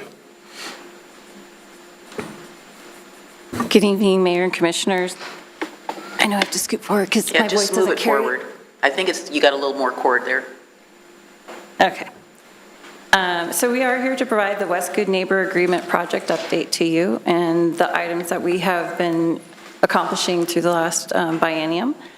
The agreement started in 2019, and it's in coordination with West, Oregon City, and Gladstone.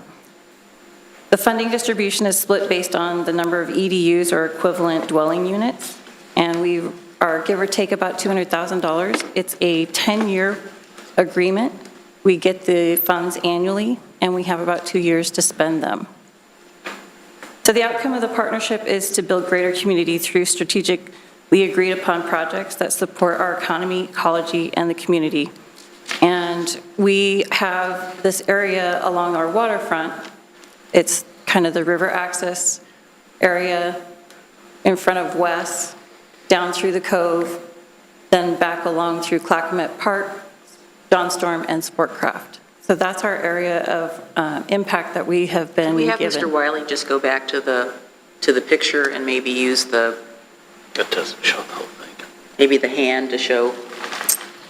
There we go. Shows half of it. This is only showing half of our It's only half of it, project. yeah, but at least the public can see some of it.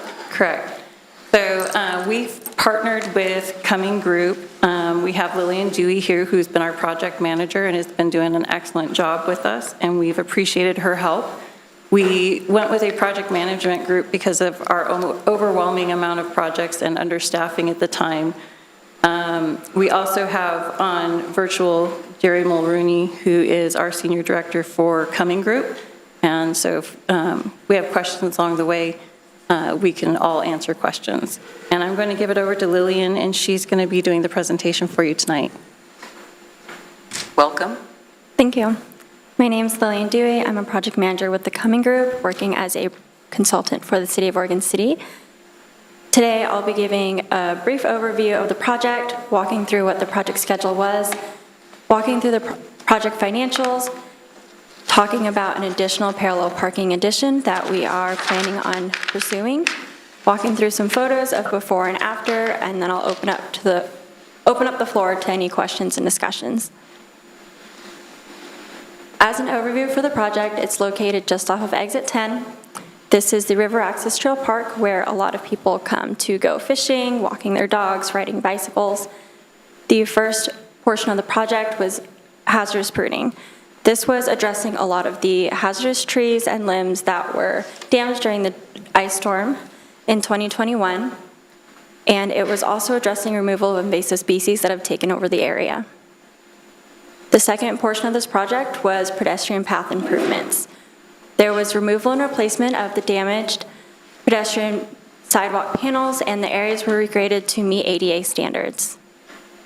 Parking lot improvements were also done to eradicate and restripe the parking lot to accommodate an ADA access parking stall, signage, and improve the parking lot. With the schedule, preliminary work was done between December 2021 to June 2022. This included arborist studies, bidding of the different scopes of work. It included bid solicitation and all of the preliminary work with determining the scope of the project. Construction happened between August of 2022 through November of 2022. There's an additional scope of the project that is slotted to occur once weather is better. For project financials, the original funds that were available was $588,000. This was an accumulation of the West Good Neighbor funds from a couple years that were not previously spent. Of that, construction costs came in at $163,000, which was significantly under budget from the original construction costs budgeted for this project. None of the contingency was used, and the remaining funds is $244,000 to be allocated towards future projects. This will be in addition to the funds that will occur at the next year. The parallel parking addition that we are anticipating doing has been approved by planning. It is parallel parking down the one-way strip with a sign at the entrance and the end dictating one-way streets. There's 26 on-center spacing between the parallel parking. It's going to yield 8 additional parking spaces.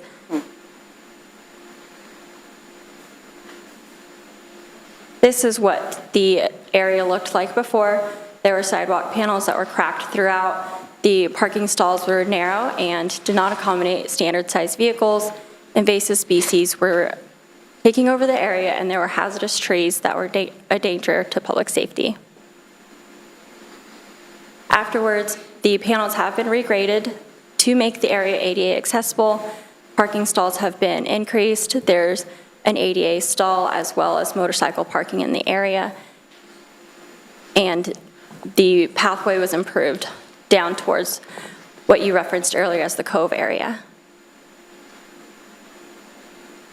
And if you have any questions, you can ask them now. Gentlemen, questions? Go ahead, Mr. O'Donnell. It's not a question, it's a commendation that you brought construction costs at 20% under projected. In these circumstances, congratulations. Thank you. Mr. Mitchell?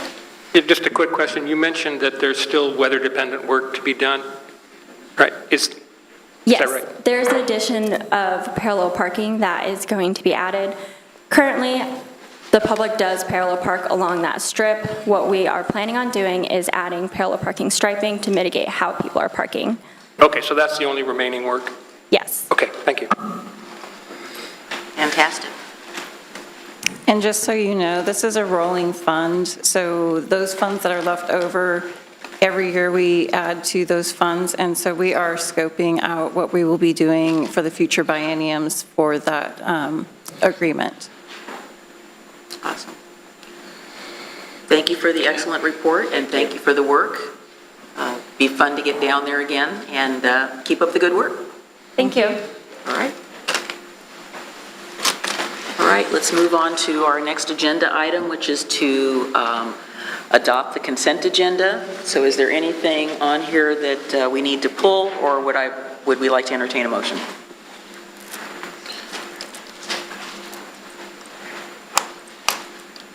I'll move to approve the consent agenda. Is there a second?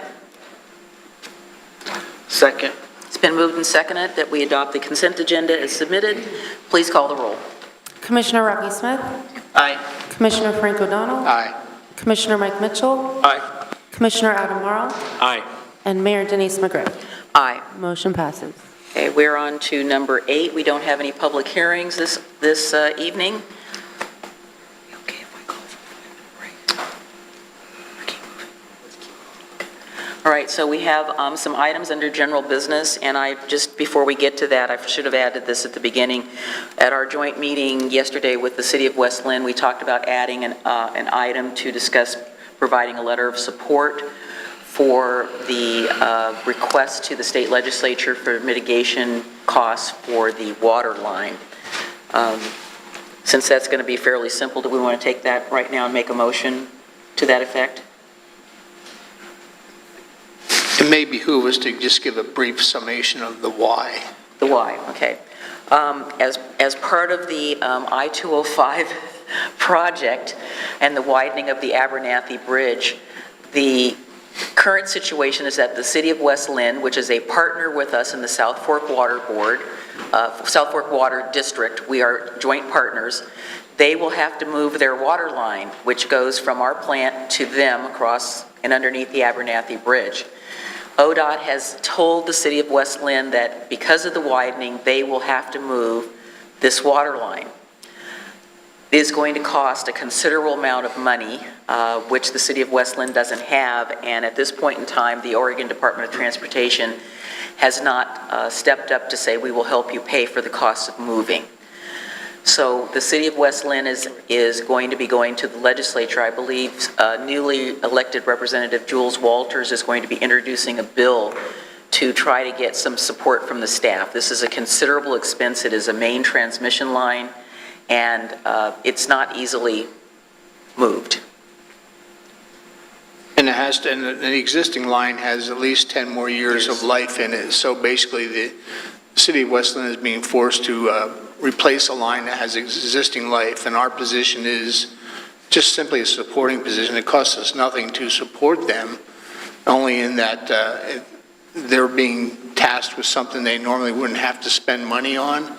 If they're going to upsize the line, that's a different component, but simply replacing like for like, they're placed in this position by virtue of ODOT's edicts. Right, and part of the issue is that they had not budgeted for this in their long-term capital improvement plan because, of course, there's nothing wrong with the line, and it's completely serviceable. They did attempt to put a measure on on the ballot in November, and it went down miserably. It failed. So they are having to borrow and bond against their resources, and which means that basically any projects that they have regarding water or sewer are going to be, they're not going to get done because they need to put all of their money towards replacing this water line. And this is a considerable burden to our neighbors. We plan to have this discussion also at our next South Fork Water Board meeting, of which, again, as I said, Oregon City and Westland are partners in this.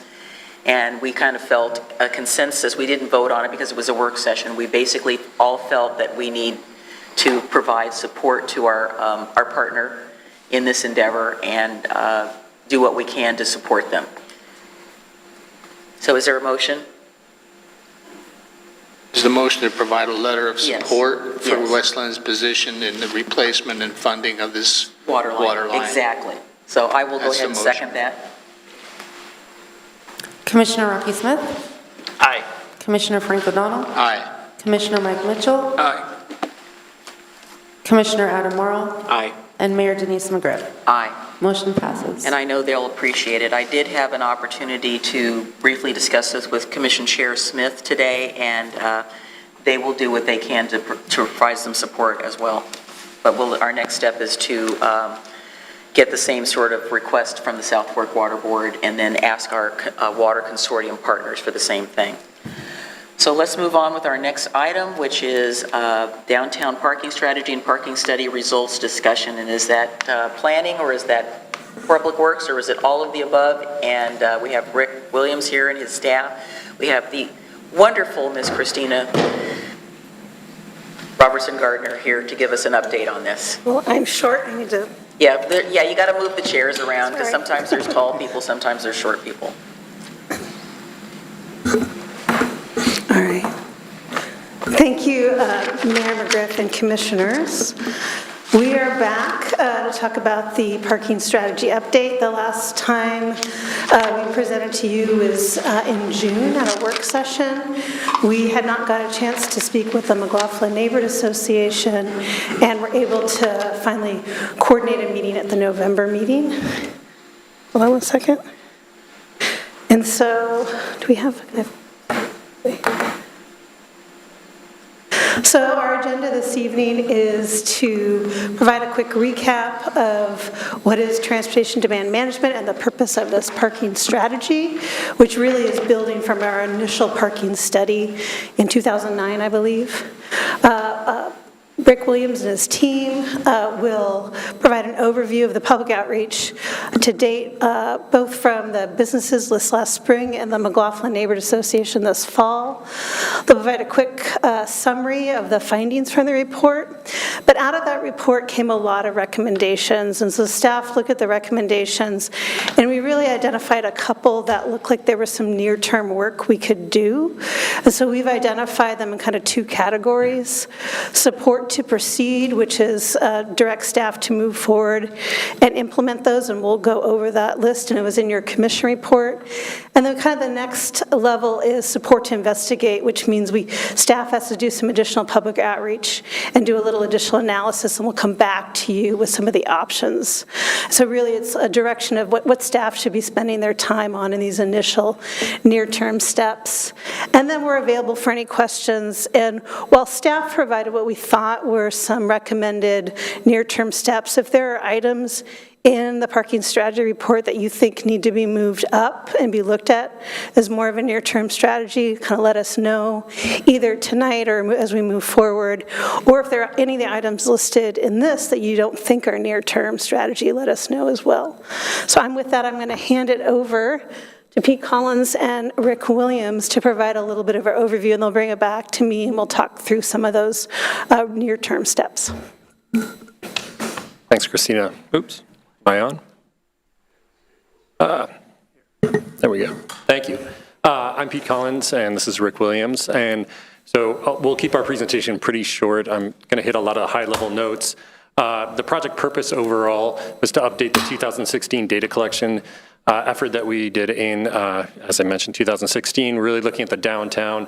We collected data on a weekday and a weekend. In 2021, we collected data in September 2021.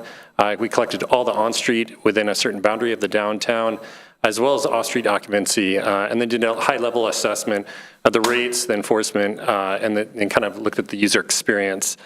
We also collected data up on the bluff, which hadn't been collected since 2008.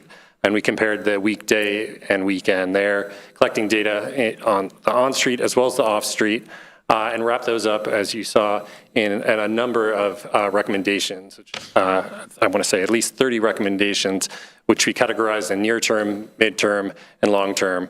We wanted to make sure that those goals and recommendations were balanced with TDM, so transportation demand management, making sure that the goals and outcomes really hit on those notes, with the intent to really right-size parking, to create a plethora of options, really allowing an efficient management of parking as well as transportation demand management, and creating an overall general universe, a greater universe of trips to the downtown.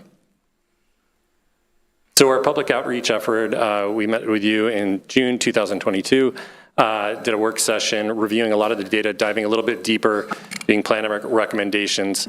And then we also presented to the business community also in June, focusing more on those downtown impacts and recommendations. And then looking in June of 2022, we met with the McLaughlin Neighborhood Association, looking specifically at the bluff. And what we heard. Overall from City Commission, to really simplify the downtown, and looking at rates, time stays, fees, making user experience friendly. We also heard protect residential areas, especially up on the bluff, support access to businesses in the downtown as well as the bluff, and then also look at technology solutions. A lot of communities are going towards phone apps, so where does that play in? What we heard from the business community was some concern around expanding the on-street enforcement, days and hours, balancing the visitor and parking needs of employees and visitors in the on-street system, but then also looking at shared use opportunities in the off-street system, as well as looking at the on-street permit program. And then McLaughlin Neighborhood Association largely focused on neighborhood residential enforcement, making sure enforcement was there and able to enforce. And then also thinking about education and communicating around the residential parking permit program, which is already in place in 5 different sections, but thinking about residential expansion. Before you go on, could you clarify the middle, the green section there? So the concern was expanding on-street enforcement. Is that you're basically saying that their concern was that there would be more enforcement? Because expanding, I'm not sure. More days. No, that's a great question, Mayor. Mayor McGriff and So I know there's been a rumor going around that we're going to start doing parking on Saturdays. So was that part of it, or is just increasing the enforcement? The concern on the bluff, the concern... No, I'm talking about the business community. Yeah, in the business community, the data showed that there's a potential, because we're seeing a rise in occupancies in the later afternoon and early evening, and enforcement stops. And so one of the early recommendations when we talked to you in June was to take a look at that. Should we expand enforcement hours into the later afternoon and evening? There was a discussion in the report. We're not going to talk about it. This is part of the come back and investigate. There was also some noted on-street constraints on Saturdays, which meant that there was probably a conflict at times on street between no enforcement on Saturdays, employees parking on the street and conflicting with visitors that wanted to get businesses. That's exactly the concern. But in a nutshell, Mayor, yes, the expand enforcement was the hours of enforcement weekdays, potentially into later hours. Yeah, the word expand threw me off, I'm sorry. Okay. So, yeah, go ahead. Thank you. So a quick little summary. These are the two study zones that we looked at. So downtown, we captured 465 on-street stalls in our data collection effort, and we looked at 47 lots, which accumulated to 803 off-street parking stalls. Up on the bluff, you can see to the right, we looked at 837 on-street stalls, and as well as 1,366 off-street stalls in 73 lots. And here are some heat maps. So areas of red are areas we deemed as constrained. So this is the downtown, the on and off street. So on street is to the left, really that downtown, the middle area, as well as to the north around the food carts. There are areas of constraint on street. And then the off street, again, there's some room for absorption, but there are some areas of constraint too. And then looking at the bluff, a little different, a little bit more green you can see, but there are areas, pockets of constraint, as well as, again, looking at that off-street up north, again by the food carts, again, a couple lots that are considered constraint.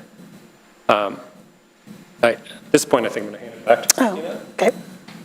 So working with Pete and Rick and our code enforcement department and public works and community development, looking at those recommendations, we really saw kind of two that came out that we thought really could, looking for direction to work and proceed really without having to come back to the city commission.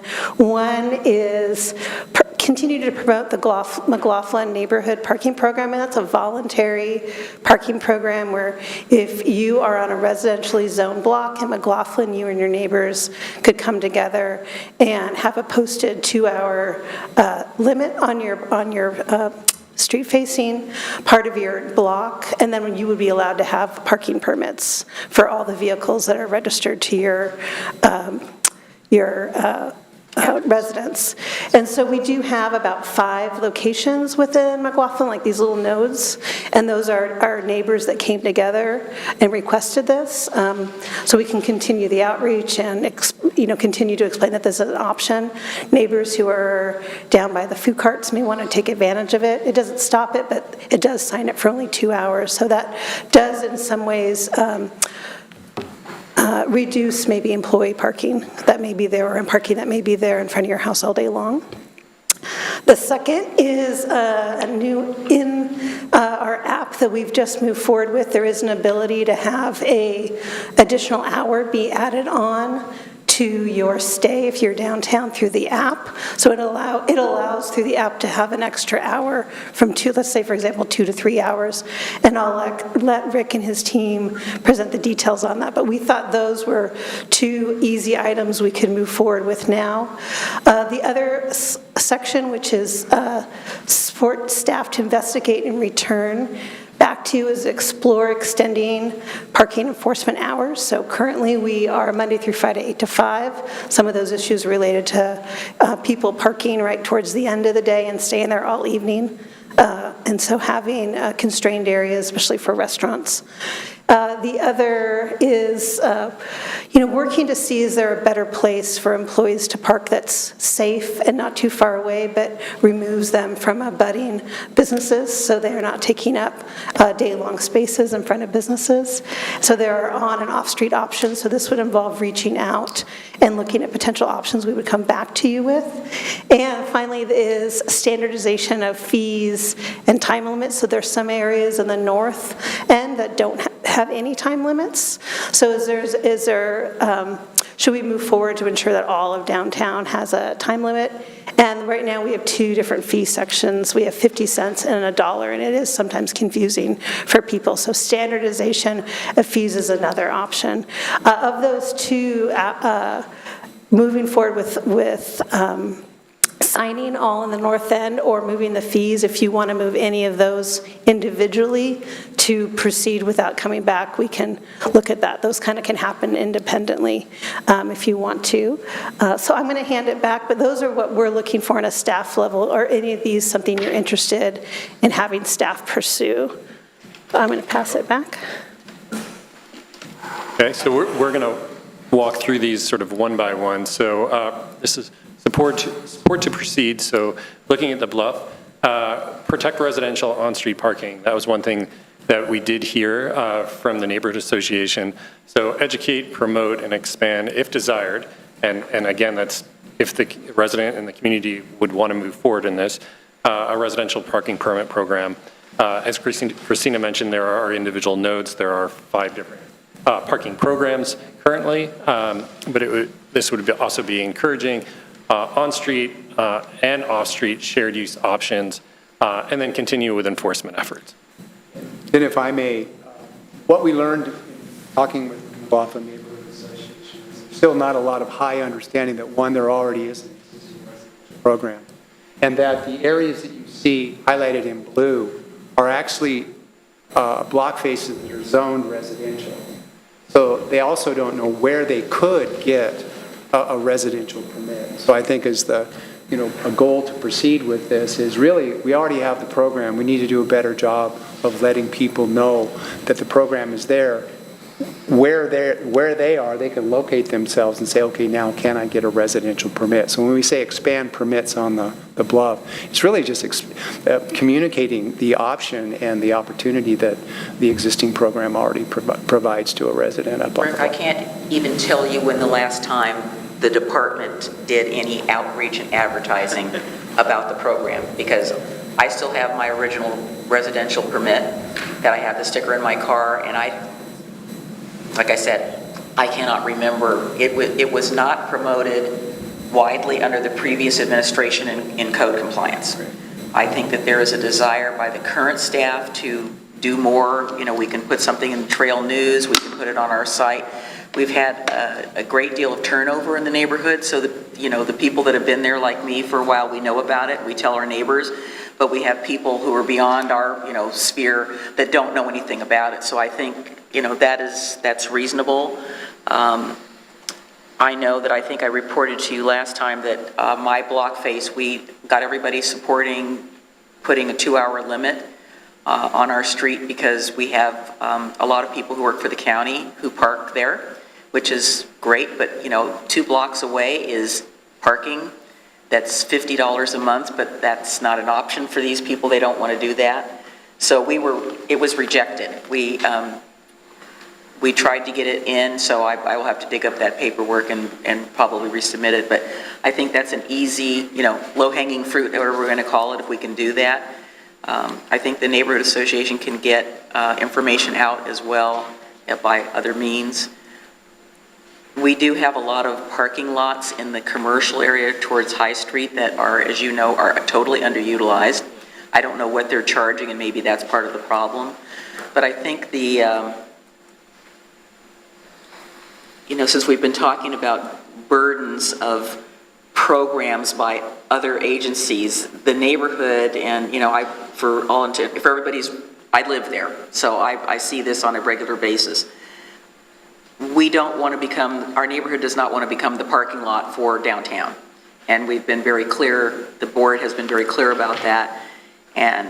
But whatever we can do to mitigate, encourage the shared use parking, and again, that's going to take work and staff time, because we've got to go to each individual property owner and talk to them. And I know I've talked to Carrie Mitchell a number of times. She's got a lot that I never see any cars in it. So it's that type of thing that would be easy. I know that we've had, wasn't it recently that we had somebody come to us who has the beauty shop there adjacent to the Stevens Crawford House, that people were just continually parking in front of so their patrons couldn't get to their beauty salon because they couldn't park anywhere because there were other people parking there that we don't know exactly. The construction people, I think, were parking there. So it's that type of thing that's a local neighborhood business that is having issues with parking being sitting there. But I think the biggest thing that I see is that I would not be supportive of expanding enforcement in the downtown until we can provide places for the employees to park, because I don't think it's fair.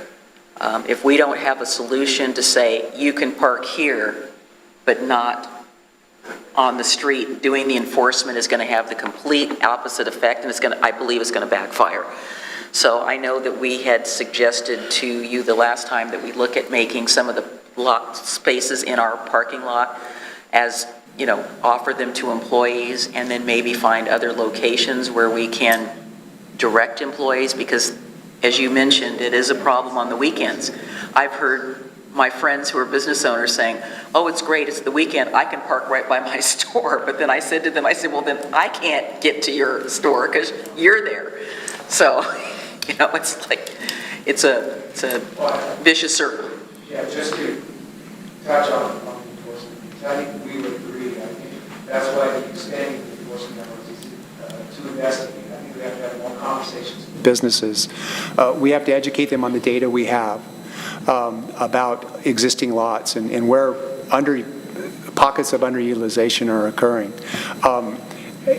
But at the same time, with the other recommendations that we'll get to on the next slide of simplifying the downtown time limit system, and beginning looking at the municipal lot as a potential pilot for shared use. That's why the investigate. And so we try to get these in order of these things we are low-hanging fruit that we think we can do now that will improve the system. And then there's these investigate where we think we have a good idea, but it needs to be timed well so that it's rolled out, so it's, as Pete opened up, convenient and friendly for all users, residents and employees. So. Is one of the recommendations to eliminate the blue zone, the green zone, the purple zone? I mean, it's in there. It's confusing. We'll go to the next slide. Thank you. So again, on support to proceed, so hopefully this is a low-hanging fruit. As I mentioned, technology is one area that was of interest. So improve the user experience at metered stalls, implement the phone app, allowing an additional hour. So allowing some flexibility in the system. So if you're getting dinner, in the middle of a transaction, having fun or having a drink, you can at least extend that hour for a little bit longer. One thing that I thought was really interesting, and it triggered me to understand this better, is when I asked how many people utilize this option in other cities that do it, and the percentage was really low. And so what it is, it gives the opportunity for people to do it, but you don't have to change everything to a 3-hour parking. So you're allowed to keep, almost like in a restaurant, moving those tables, but it gives people who have that longer hair appointment to get that extra hour if they need. I have one of those once a month downtown. So now you have it. It's 2 3/4 hours. It literally, sometimes it's been 3, and it's like. It's perfect. Yeah, that's a great thing about technology, is we can simplify the system, create the turnover that the majority of users we're showing in our data are actually turning over in less than 2 hours. Is that something that could be implemented easily? Yes. From what I've heard from Ryan Kersey, it's something that they now have the opportunity to do with the app. So if the commission gives the direction, he can start moving forward on what the process needs to be, both technically and then also communication-wise. Well, I will say for the record, I'm using the parking app, and it's working. Sometimes I don't even know what the meter number is where I am. I just put in the one that I know, and then I know 2 of them by heart, and I just put those in, and then I've not had a problem with it whatsoever. It's actually worked fairly seamlessly. Yeah. And I don't have to worry about, unless I do a quick trip where I have a quarter in my wallet, then I just do that. But good. At a parking meter. But we've ordered new parking meters. Are you aware of that? Right. Yeah. I have to ask one question. When they do that extension thing, is that problematical for the enforcement people? Will they be able to see that? Yeah, great question, Commissioner O'Donnell. The app will actually, and we need to know more work on it when we sit down with the vendor. The app will actually send a notice in advance of your violation. So you could be sitting at a table and you'll get a notice on your app and it says, you have 15 minutes left. What do you want to do? And you can just simply, from that location, add the extra hour. What it does is it's tied to the license plate to the car. So then a notice is sent out through the enforcement officer's handheld. The enforcement officer may go to the car and say, that looks like a violation. They type in the license plate number and it pops up and says, no, additional hour extended. Okay, I and just want to avoid gives it a new end time. I hope that answered your question. Yeah, that was a great question. Yeah. So these are ones to support to investigate. So we're shifting gears a little bit. So further research. So downtown enforcement. So an area which we talked about is potentially enforcement. So extending enforcement to the early evening, pushing it a little bit later. You can see on, this was the data that we collected comparing 2021, 2016 weekday, and you can see it dips around, and you're looking at the blue here, dips around 2, 3, and 4, and then kind of comes back up. So there might be an opportunity to see if those data trends continue and see if enforcement is warranted. So what about the 8 to 9? Great question, Mayor. Again, in terms of in support to investigate, we've already had conversations with Ryan and Christina about going out and doing some sample occupancy counts at the 7 and 8 o'clock hour to see how far that. Oh, no, I meant the 8 a.m. to 9 p.m. Oh, I'm it's sorry. It's showing 28.1 and 34, and then it pops up, makes a peak, and then goes down and then goes back up. I'm sorry, again. I misunderstood your question. That's going to be a staffing issue and a labor issue because literally there could be an opportunity to move enforcement. So the worker is still working the same number of hours. They just start later and end later. So getting some occupancy data beyond the 6 p.m. and then looking at how potentially to allocate labor and not spend any more is part of that investigate. So there's, again, as Christina said, there's more work to be done. But yeah, absolutely. What's great about the data is you may not even have to start enforcement until 9:30 in the morning, and the workers are working the same amount of hours, so it's not necessarily an added cost. Yeah, I know I got to, I have a meeting downtown, and I got there early, so I know that the app won't start counting until 8 a.m. So I had to remember to get into the meeting and then go, oh, okay, now I need to, put this in because, that's fine. But it was just a reminder. Is there a way that the app, I'm just kind of wondering, so whether you have an Android or an Apple, is there a way that, I wear an Apple Watch, so is there a way that the app is on my phone that's going to translate to my watch so that I I have 15 minutes left without having my phone there in my face every 5 minutes? We'd have to ask the vendor. That's a great question. Okay. Yeah, that is a good question. So moving on to, again, support to investigate. So downtown, off-street, again, gradually looking to move employees to off-street options. So looking to move them into some of those potentially green lots and encourage TDM, transition current employees using the on-street parking permit into off-street shared use sites. Again, just this would be a timing issue. So looking to encourage people who are currently parking on street to maybe some of those off-street lots. And what's interesting, back to what an employee might be willing to pay, would be to try to find those shared opportunities within the range of what's already being paid to park on street. So we kind of know what the market is because they are popular, the permits are popular, so we're not saying immediately raise rates, but it puts us in that position to sit down with private property owners and say, one, our data shows us this, that you possibly have underutilized supply. Would these rate ranges be of interest to you?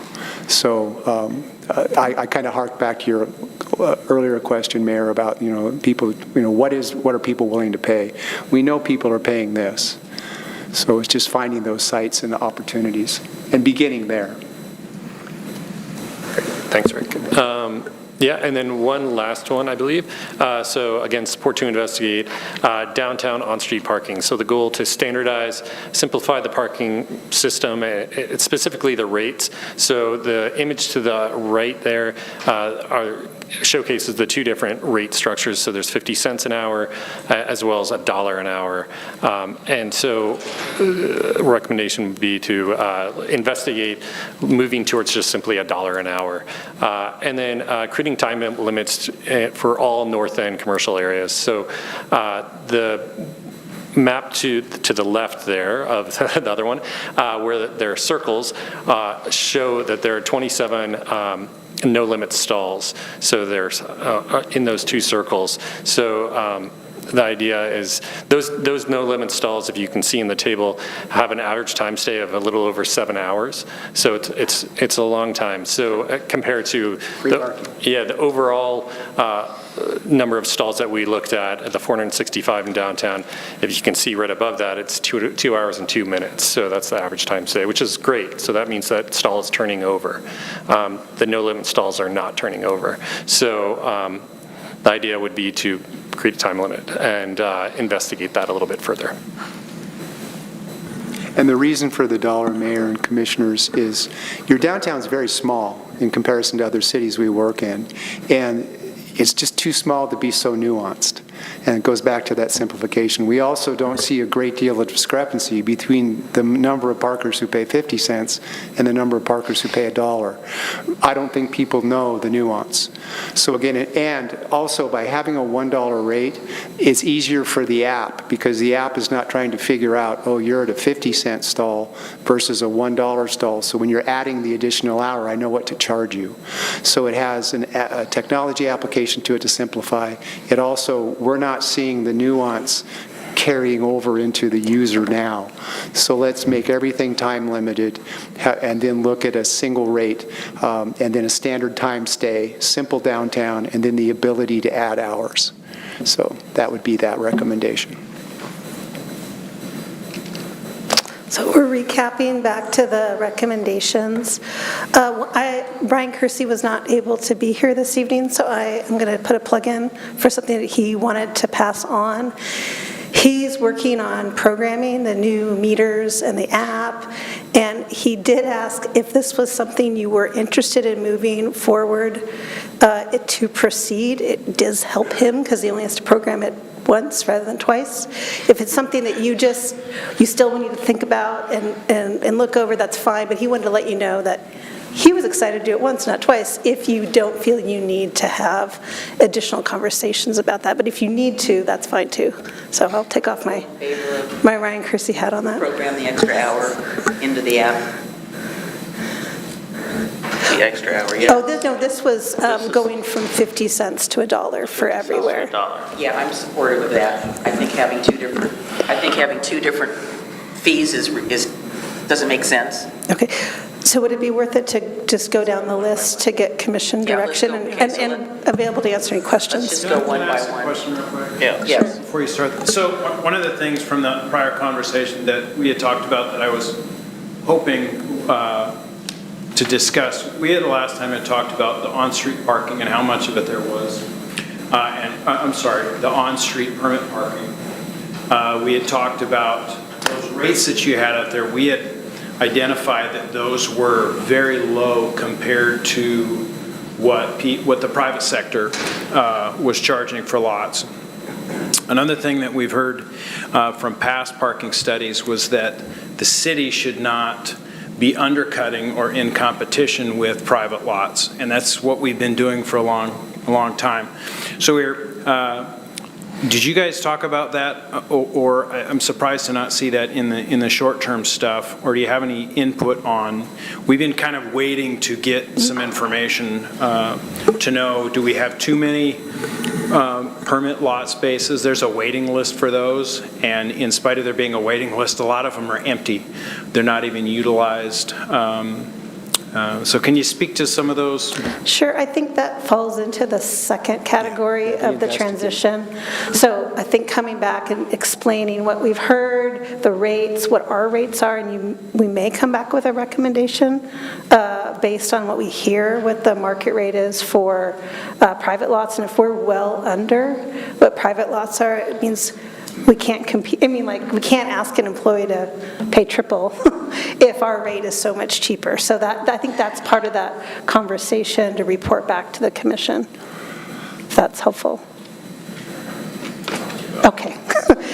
Okay, so do we have consensus on the first two actions?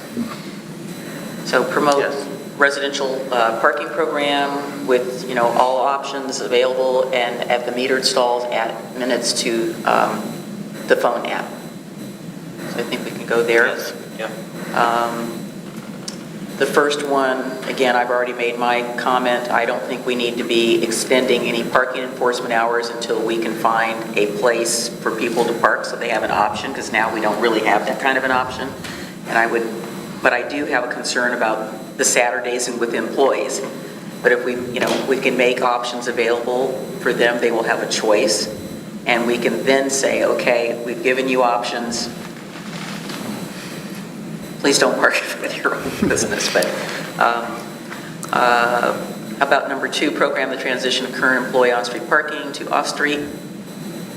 It's for future action, not to approve now.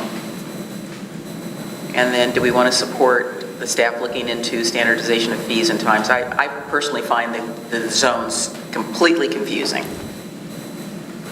And we should just have one thing, not blue, purple, green, and whatever other colors we have out there. So I think the question on that one, I'll go back to Christina, would be whether you wanted to move the standardization of fees and rate, the simplification and the time from an investigate to a proceed. That was the question. I would be willing to do that. I'd like to, yeah. Yeah. Yes. I think we have a consensus to do that.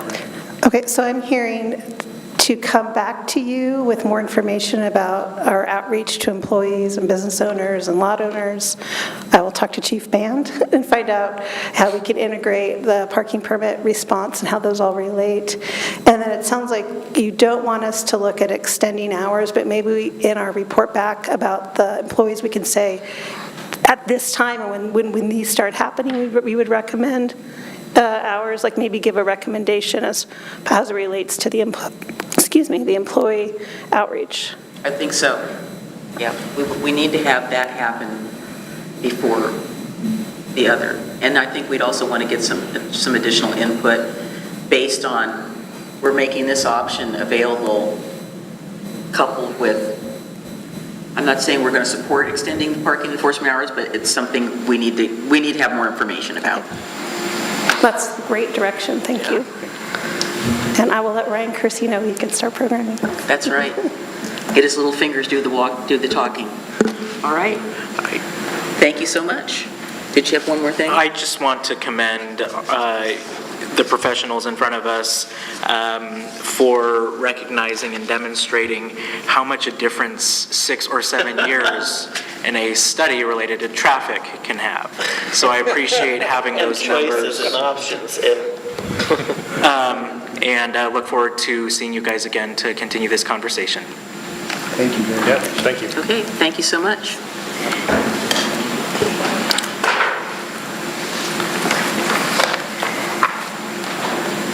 Okay, I think what we're going to do is try to get through 9B and 9C and then take a break. So let's talk. If I may, real quick, I know that we have an applicant on 9D, as in dog. If we're going to take a break, would the commission consider maybe doing that one now?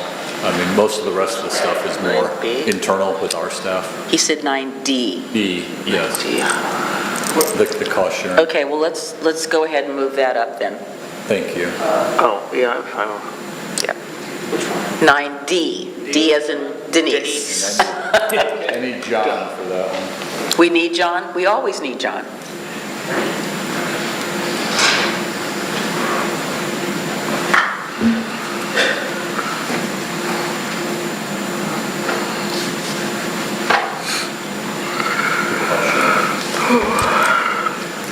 Okay, let's see, I do have a presentation for this one.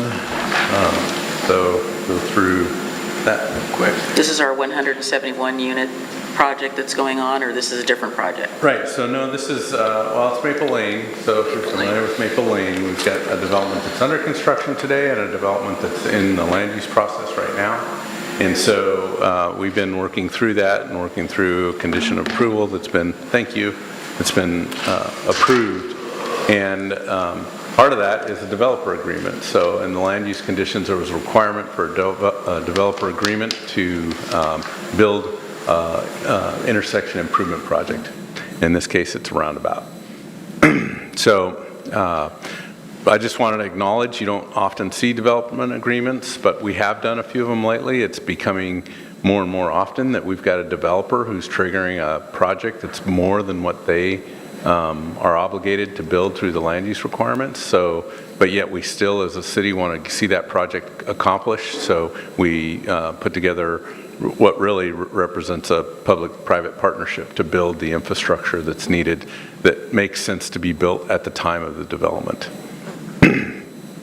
So the existing location is just off of Beaver Creek Road, just off of 213. So, and it's at the intersection of Walnut Grove Way and Maplelane Road, so it's depicted here in this map. And I think the only other thing I wanted to acknowledge was, so we're kind of in an existing neighborhood. So in 2006 and really about 10 years thereafter, most of the neighborhood to the east of this intersection was developed. It was developed before our transportation system plan was put together, so it's really just a standardized T intersection there. And we're trying to fit in a roundabout there. So we have been working with the developers engineer on both phases, or they're not really phases, on the two different projects to kind of get to the point where we're at now. So I'm going to talk about those two developments a little bit just to make sure you're understanding. This is what we're calling the north development. The area in blue is what we're showing, and I apologize, I know these are small drawings, but they're basically obligated to do all their frontage improvements along Maplelane Court, Maple Lane, and Walnut Grove Way. In fact, they build their half of Walnut Grove Way plus 10 feet. And we also required them to build the intersection of Walnut Grove Way and Walnut Grove. Why am I saying Walnut Grove Way? Walnut Grove Way and Maple Lane, that intersection, we had them configure it as though there was a future roundabout being installed. And then the second phase came before the city. So another developer who's working actually with the same engineer, so it's made it kind of nice that way, is proposing the second part of that development, which builds out really between 213, Beaver Creek Road, Maple Lane, and Walnut Grove. And so he'll finish up the rest of Walnut Grove. And then he triggered some intersection improvements and that could be resolved with the right turn lane, but RTSP calls for a roundabout there. So we've been working with them to get that roundabout put in place. We like the idea of the roundabout because it helps to resolve really a geometric design problem with Thayer Road and how Thayer Road intersects with Maple Lane Road. So what's not in their project is what we would probably work to build, probably ourselves, a median that would prevent left turns off of Thayer Lane onto Maple Lane Road. So instead they'll have to take a right turn, go through the roundabout, and come back out, right? That helps solve some of the queuing problems that we have because Thayer is so close to Beaver Creek Road. So it's a good project. It's a project that's challenged because they're not obligated to build the whole thing. So the city's agreement, or the idea is the city would contribute a portion of that to get a roundabout built. I saw your hand go up. I wasn't sure. So which is the piece that's under construction right now? The Maple apartments that are being built by Hacienda CDC and their partner. Okay. The shaded part on that map. It's the blue part on that. blue map. part, that's the one that's under So the construction blue piece right is now. under construction right now. The yellow piece is the piece that's yet to start, but Okay, so- is who we're signing. The yellow piece is the piece that we're actually signing an agreement with. So my question is that I recall when a certain person came to the Planning Commission, when I was on it, we put a cap on the number of trips that were going to go through that intersection because it was going to be an assisted living facility. I will just say that my brain is going, this seems like way more trips than what the cap that we set for that property, because it was going to be some apartments and it's an assisted living facility. So the piece in the blue does have, well, they both are obligated to maintain a trip cap. So I don't remember the specifics of the numbers, so don't hold me to that. No, I don't remember but that that. area, if you remember, because of the intersection of Beaver Creek and 213, has an alternate mobility standard that requires a trip cap limit on both those properties, right? And so the property in the blue was limited, and they were able to prove and show that their trip count is going to be reduced because of the type of development it is. It's an assisted living facility. That was the original proposal, and now that's gone. No, that's moving forward. That the project in blue is moving forward. And they've got the reduced trip count. Okay, Right. because I thought it was the entire piece of property that was purchased by that previous quote-unquote developer. There's two owners in this. Well, now there are, but there wasn't originally. When the Bus Barn property was purchased, it was purchased as one big piece. There was a time at which we were talking to the developer. So I'm going back to that because I remembered the trip cap. Okay, well, it's two developers now and two land use applications, and one's, So you're well, saying they've actually the yellow both. is going to be an assisted living facility? I'm sorry, say that again? No. The assisted living facility, is my understanding, is not being developed on this property at all because we have the 171 units that are in the blue, and something else is going in on the yellow part that is not an assisted living facility. That's true, yes. So how does the part in yellow relate to the trip cap that was created for the entire piece of property? We approved that.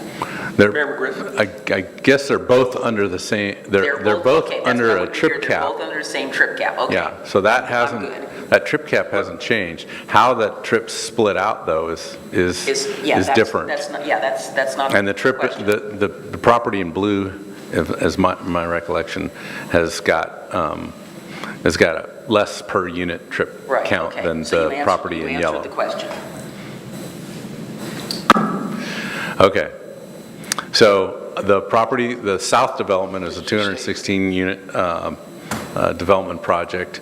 It went through the same kind of land use process. It had a traffic impact analysis, all those things.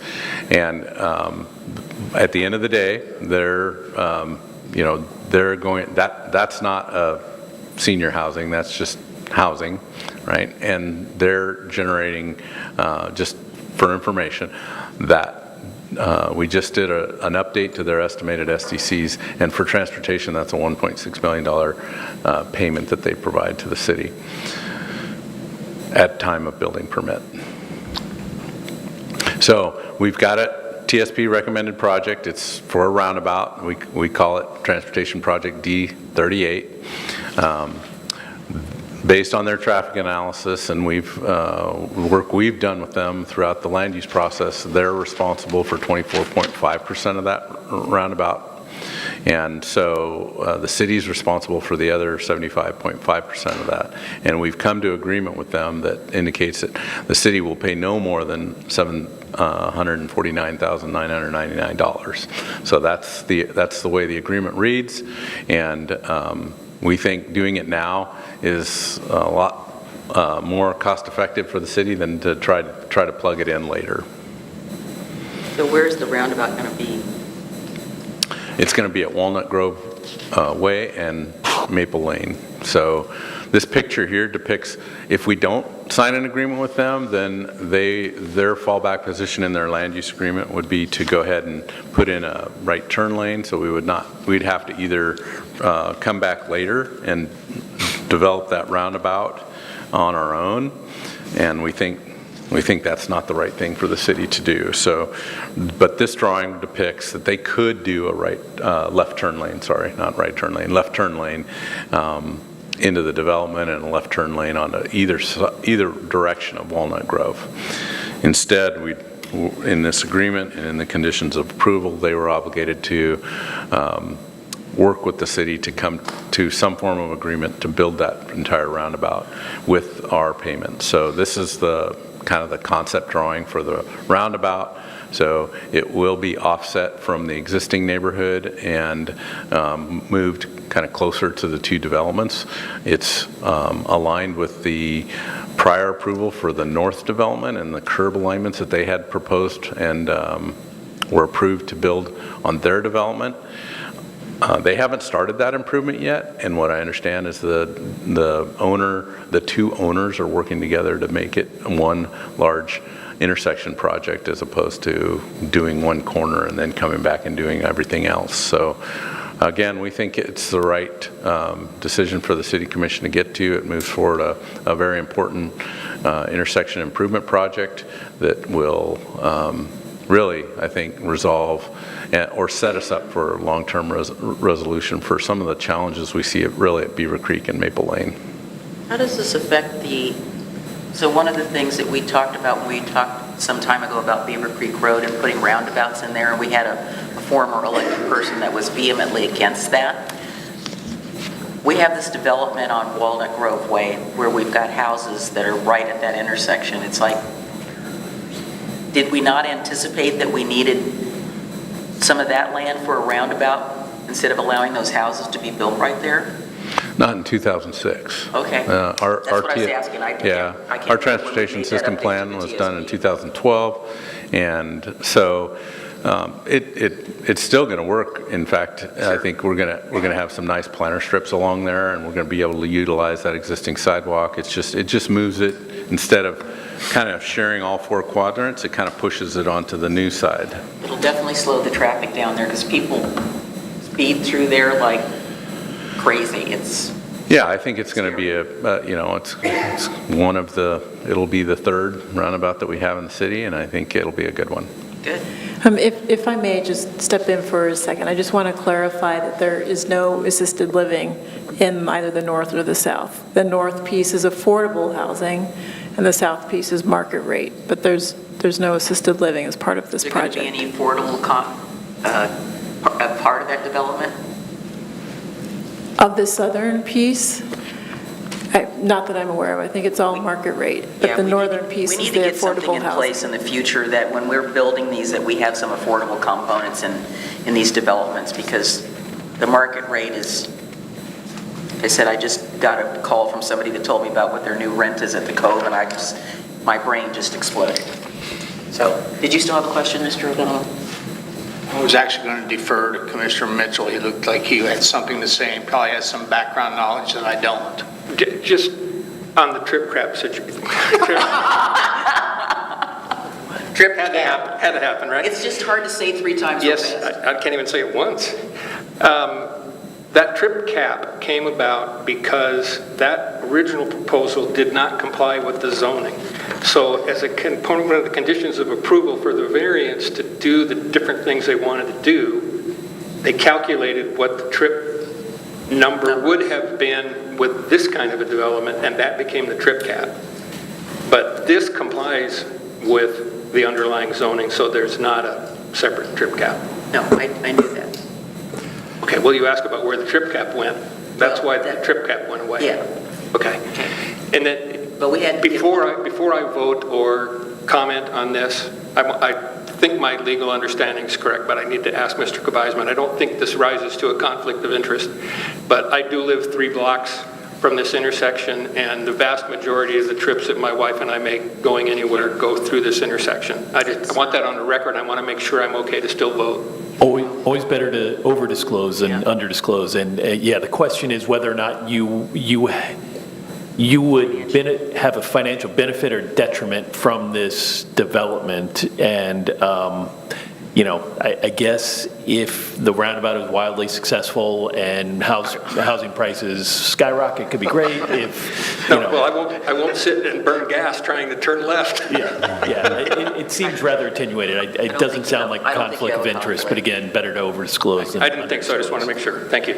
So this cost sharing would be with the southern portion developer, right? Okay. Right, that's correct. The market rates. The market rate, yes. Sorry, but yeah, I'm just reading my notes here, and it was affordable housing. So the north is affordable housing, the south is market rate. Right.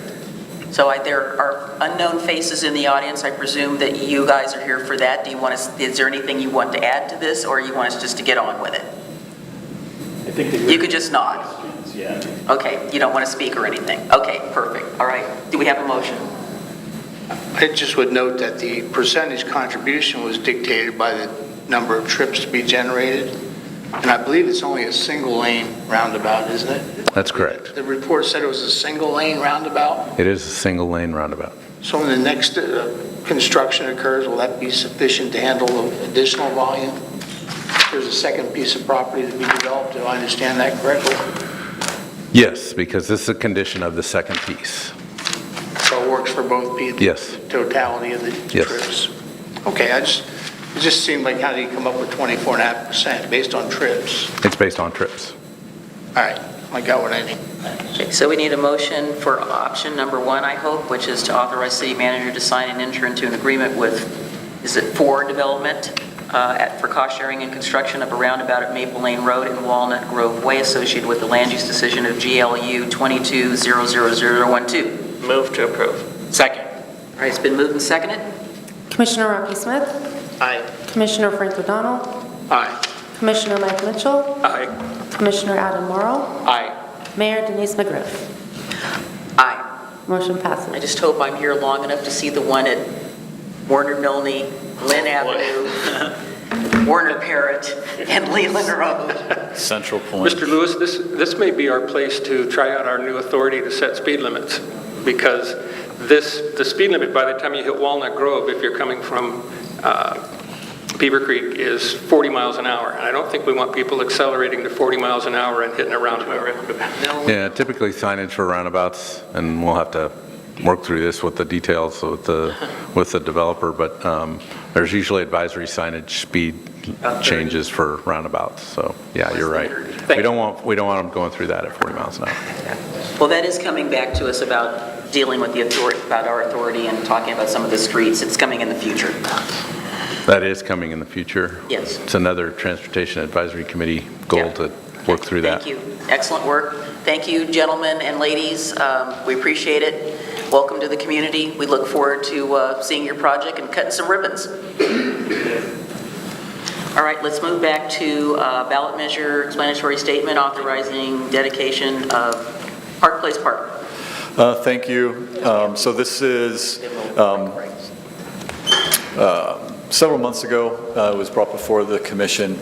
Some of the property, we have a private property that's developable that is north of Park Place Park. Right now, its only access is via an unimproved right-of-way that is platted right through the middle of Park Place Park.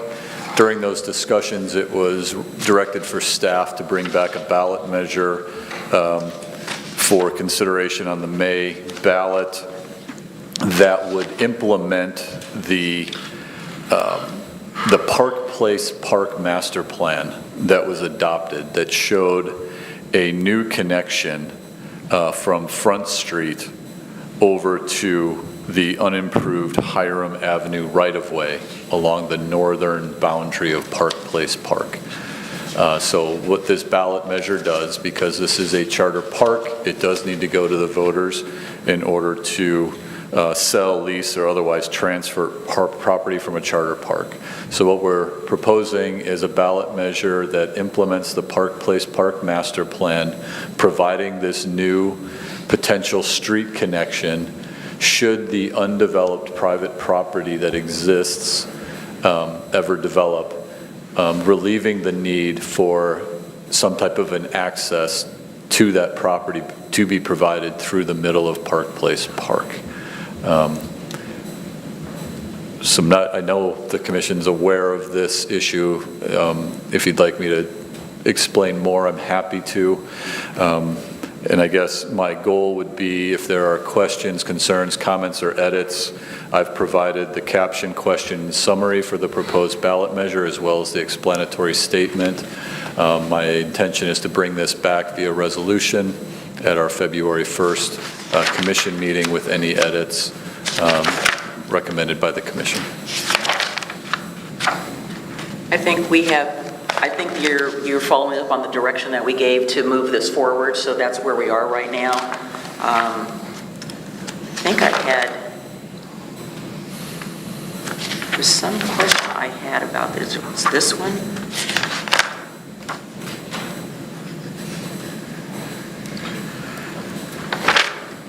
Maybe it wasn't this one. There was some, I thought there was one question I had on the ballot measure that would have clarified it, but I'll look that up. Anyway, does the commissioner have any questions? I know Steve Van Haverbeek wants to speak on this. We basically are supporting this because this is what we asked the staff to bring this forward, and I hope that the Park Place neighborhood is still with us on this. We tried to work through a third party to get that, to buy that piece of property at the end. Just didn't happen. Couldn't get anybody to call us back. We couldn't get the guy that wanted to do it. So, do you want to say anything? Yeah. Then come on up.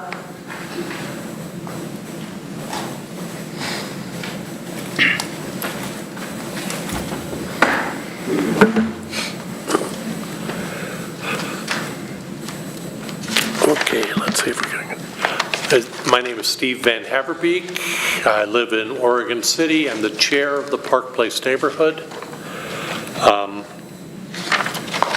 We discussed this with city staff on many occasions and tried to come up with alternatives. We didn't find much that would work. The only concern is this new street runs right next to the new playground equipment. So, not thrilled with the width of the street, and it's impinging on the parking. So, it's what we can do. So, if we can't find somebody that will take on purchasing the property and donating it back to the city, we'll be stuck with this. So let's go forward with the ballot measure and find out if the people like this any better than they like Wesley Lynn. Well, I think this is a little bit of a different situation. We're trying to save the park so that we don't have a street going through the middle of it. I understand that one of the complaints was there was a contractor that was using it as their access for construction and hitting the tree roots, having other major problems by it running through this park, and they were like, oh, that's a park? Well, yeah, and I think this gets us a little bit ahead of trying to get this master plan implemented so we can actually have Park Place have a real park, not just Real park would be nice. Whatever it is out, I mean, it's kind of out there. So is there... We're still waiting for phase 2. Yes. Is there an option to move the playground equipment? Mr. Reed? I haven't seen any option to move it. No, I'm asking our... We can pursue that if that's the direction of the city commission. Yeah. So that's an option. I mean, the playground equipment could, unless it's completely bolted down and cemented in, maybe there's a way we can move it. If this passes, are we looking at the a minimum width for this particular roadway? I mean, it's not going to be 32-foot roadway, is it? The proposal is consistent with the park, with what was identified in the original Park Place master plan. I think that we haven't done engineering work or design work on what would be necessary. We've built constrained streets that serve one property before. I think the real question is, is there, if this is approved, then we have the right-of-way ability to work with a developer should that piece develop at that point. And we could specify a specific right-of-way that would be less than a We would look at the options that are available to meet turning radius, fire access, utilities. You know, I think once again, we're trying to be consistent with what was approved in the Park Place Master Plan, originally conceived for the 40-foot section to provide this new connection. Well, if there is a way for us to do that, I would hope that we could, you know, once we vote on this, I would hope that we would be able to get support from the Park Place neighborhood to place some supportive language into the voters pamphlet so that people know this is supported by the neighborhood and that this is something we've been working on for a long time. And I apologize for it taking so long, but we're getting there now. So we discussed it at our meeting last night, and our decision was we would, if there's a voters pamphlet, we would write something in approval of it. So Perfect. That's fantastic. The more support we have for this, the better. And again, it's not really the same situation as West. That was a different. I think that's this is initiated by the community. That was not initiated by the community. Do we have a motion? I will make a motion to approve placing the ballot measure and explanatory statement authorizing dedication of a portion of Park Place Park as a street on the May ballot. Second. Okay, it's been moved and seconded. Call the roll, please. Commissioner Rocky Smith. Aye. Commissioner Frank O'Donnell. Aye. Commissioner Mike Mitchell. Aye. Commissioner Adam Morrow. Aye. Mayor Denise McGriff. Aye. Motion passes. And to be clear, to place the measure on the ballot will Yes. require a resolution that'll come back? Yes. Okay, Yeah. just Okay. wanted to We make know sure that. you knew Yeah. you were going to see it again. So we have 3 more things on this agenda, and if we take a 5-minute break, we need to decide whether we're going to go past 10 o'clock. I think some of the things on here are going to be relatively easy, I hope. 10:30 cap. 10:30 cap. Okay, is there? 10:30 cap. All right, 10:30 cap. All right, we're taking a 6-minute break.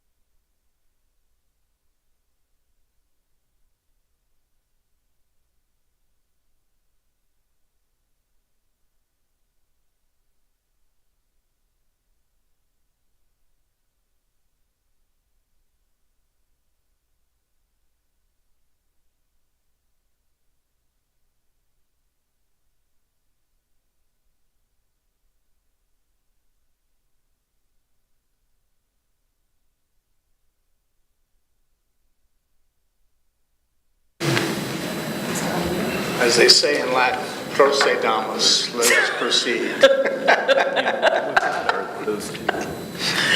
All right. My native language. When Jacob gives me the signal, we will go for it, or Angelique's going to give me the signal.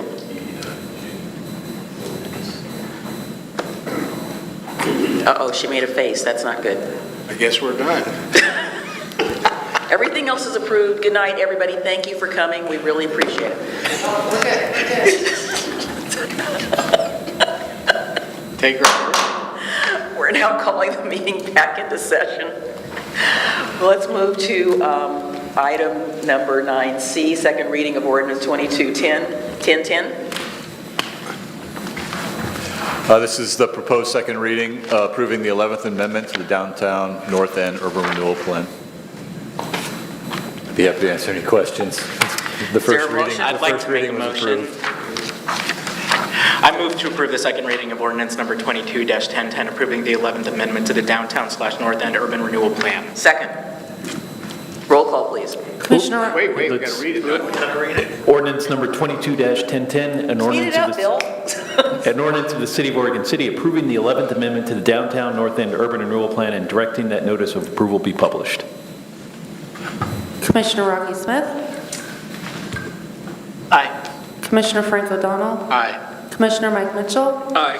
Commissioner Adam Morrow. Aye. Mayor Denise McGriff. Aye. Motion passes. All right. 9E, downtown public bathroom site selection and authorization to purchase a unit. Right, so this could go pretty quick too if you wanted to. No, you don't want it to? Is this like that firm out there called Willie Wait, or what's All right, well, one can try. Sorry, Aquila, I'm trying really hard here to get to your item too. People are getting punchy, folks. So this is about the downtown public restroom site selection and authorization to purchase a unit.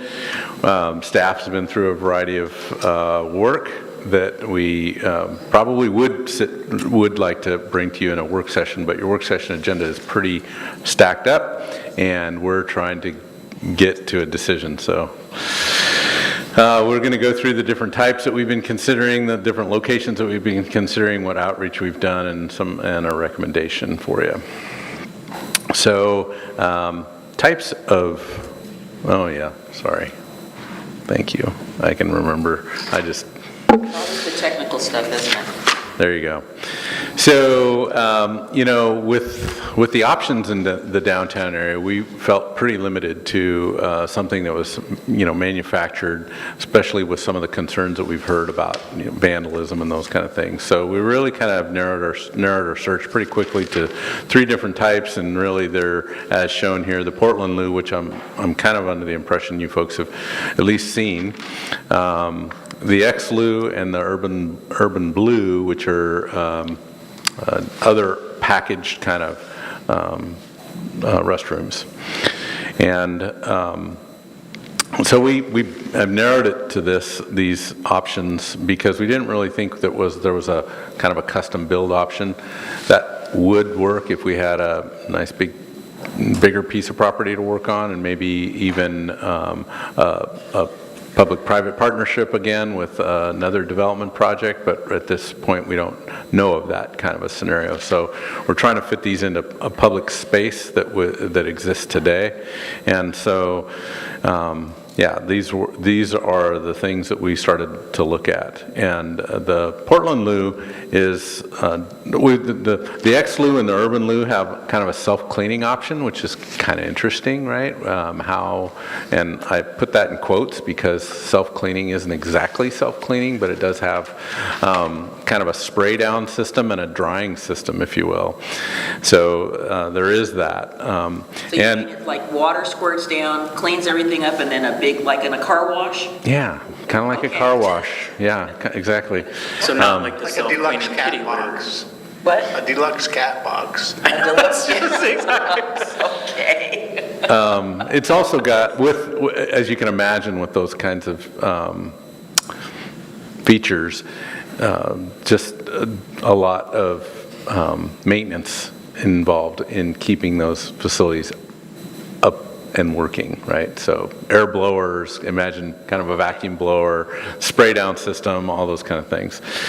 So we did look at that. The Portland Loo is much simpler in terms of the functionality of it, but it does have a longer lead time. So we looked at lead times because we really would like to see this come in this year, and I think that's what we've heard from you folks as well. So the next slide. Portland Loo is found in lots of places in the United States and Canada, whereas the X-Loo, we were able to find them in the U.S. in Los Angeles, San Francisco, and Atlanta. Urban Loo even less. So there's one in Palisades, Colorado. So not a lot of experience with those other facilities.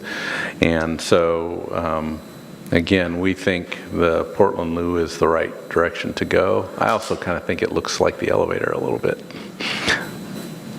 Well, it has kind of got an interesting shape. What? So the Portland Loo is made in Oregon. The X-Loo is made in New Zealand, and the Urban Loo is made in Canada. The Portland Loo, as you can see, is the interior of the Portland Loo is stainless steel. X-Loo comes in several different colors and finishes. Units come with the optional hand wash stations, baby changing table and trash containers and sharps. That's true for all of them. They also have storage areas for cleaning products and tools. Both are. Which one does? Both of them do. Both of them do, okay. Both are lockable after hours. The locations that we considered, we pretty much kept it between 10th and I guess it would be 5th.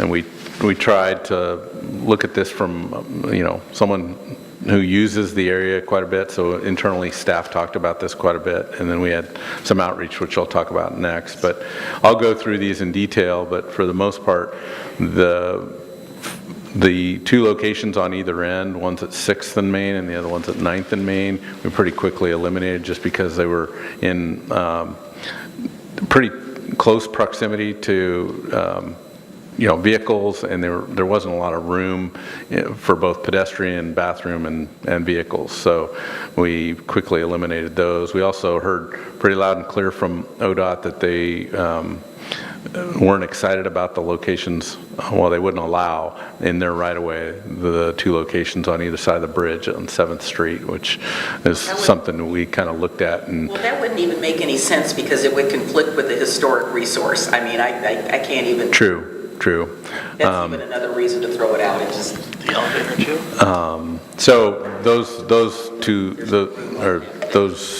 those locations were eliminated pretty quickly.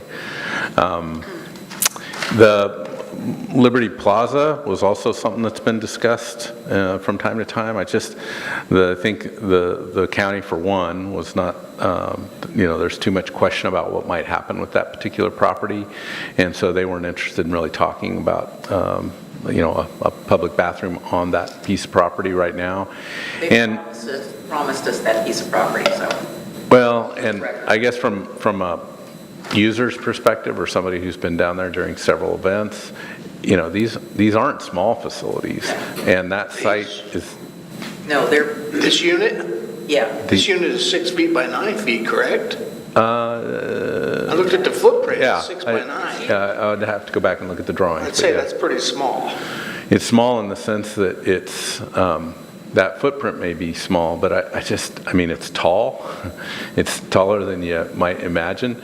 And when you think about that courtyard and kind of the events that you have, it just feels like, I just can't imagine having a courtyard full of people and then having something like a Portland Loo right there. Right? And then when you look at the frontage there, would you put it in front or would you put it back by the stage? It would be nice if you could put it back behind, the wall there where maybe the police have that access spot. But the Sally Port. The Sally Port, but that's not the. For one, the county wasn't excited to talk about it right now, so we didn't take that too much further. So what is the experience with other cities regarding the certification? I forget what you called it. It's in the report about it being involving criminal activity. So the other one does not have any certification? No, but the Portland Lou does. Portland Lou does, yeah.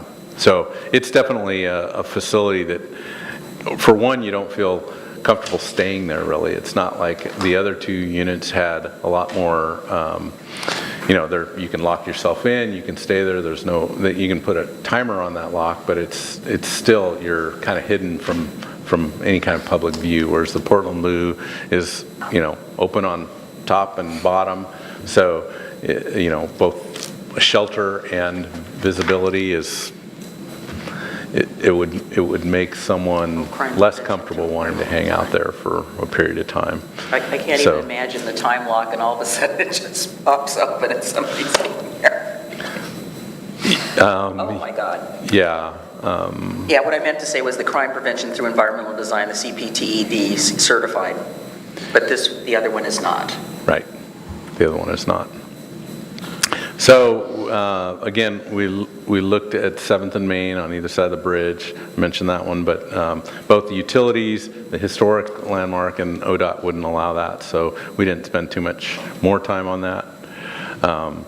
One site that I kind of like, but it's fronting a property that has development potential. It's a parking lot right now, a privately owned parking lot, and one of the businesses has developed kind of a eating area, outdoor eating area right in front there. The other side is still grass.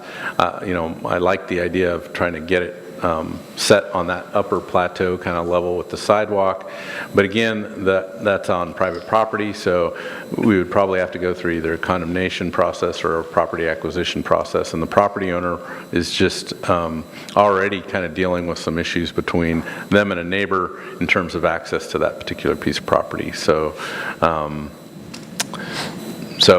really, because of those issues, that property owner is not really willing to work with us on a location there.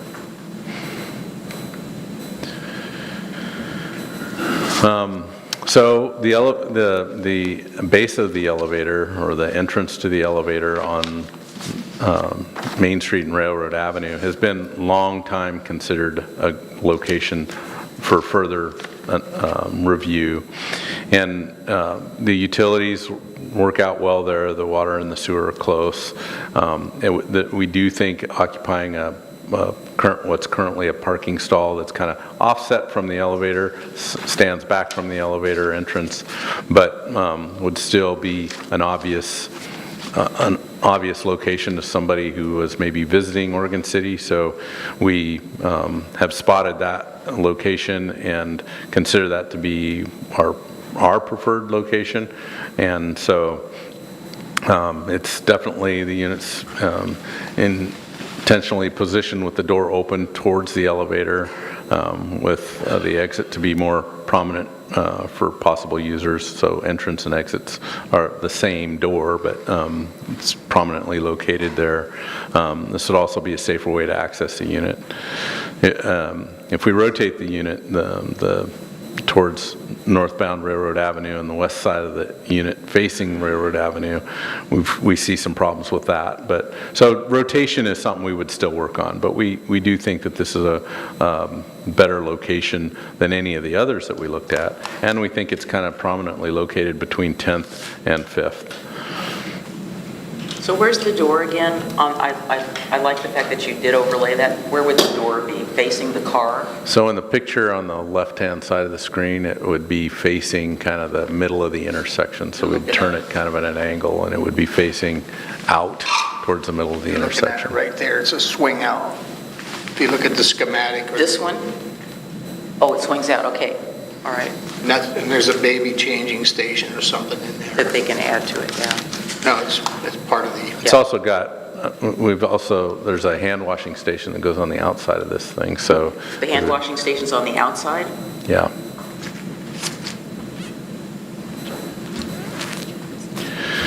So we did a fair amount of outreach. We worked with, I think, Liz and Josh worked together on kind of the options and the locations pretty closely.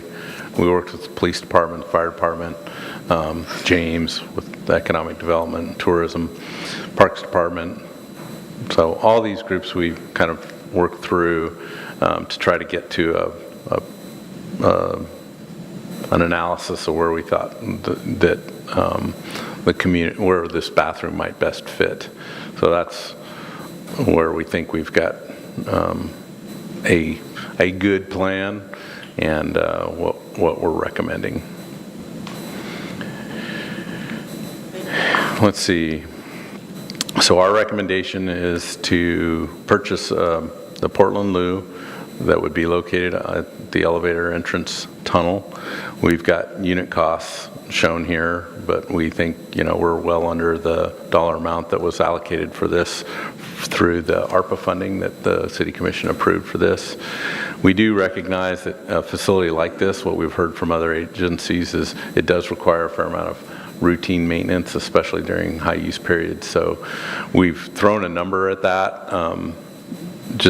We're not quite sure how we'll do that, whether we'll use one of our cleaning service contracts or whether we'll work with DOCA on a way to maintain that, open it, close it at the end of the day, those kind of things. So still some details to work out there.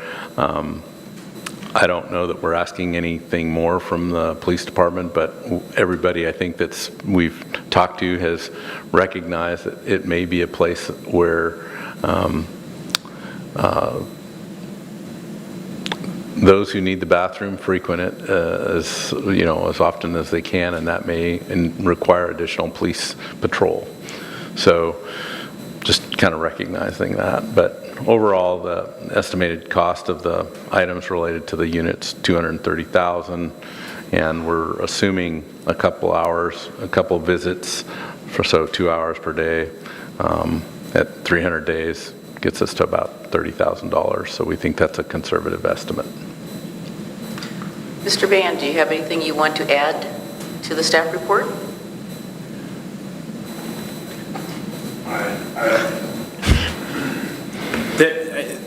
They're going to be a problem. I don't think there's really a way around doing them.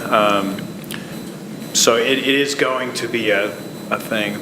Downtown in Portland, they ended up creating some ordinance changes to deal with the problems that happen in there. And that's what you're recommending? Well, I think eventually, we'll see what happens and hope for the best and plan for the worst. Is there any way we can be proactive and put those things in place now so if and when they happen, we have something, we're not waiting to try to adopt something? That's actually part of our plan. Okay. Yeah, that's part of the intention between now and opening day to bring that back to the City Commission to have that kind of a change made. Okay. Liz, what would you like to tell us today? Yeah. First, we're really excited to have bathrooms. I know that there might be some issues, and we'll figure out ways to mitigate that. But we had the elevator staff keep track of how many times they were asked for a public restroom for 1 week, and they averaged 25 per day. And that's over 9 hours, basically. So it's more than 2 or 3 people an hour that are asking.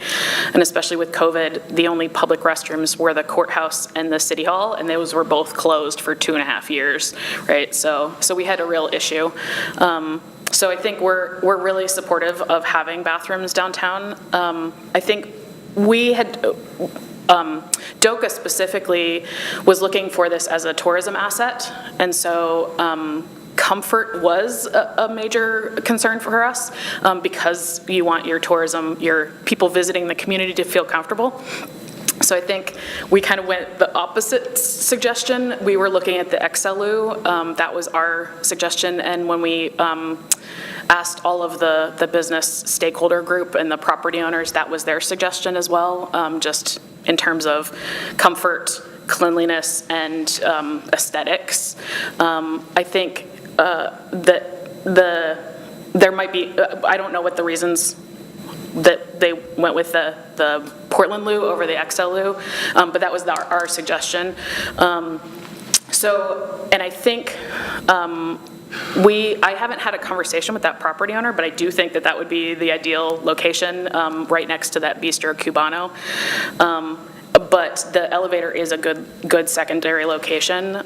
It will affect the aesthetics of the elevator, so I think we need to be concerned with that. And I think that the maintenance portion, and I think when we've talked about this a lot, and DOCA seems to be the kind of primary potential maintenance people for this, since we had the clean team. We have since had to remove the clean team because of budgetary issues. We make money off of events, and we didn't have events for 2 years. So we have not been able to keep that clean team. But if that's a concern, we might be able to bring it back if the budget is there in the future. And so that was another reason we went with the XLU as our suggestion, was because it is self-cleaning.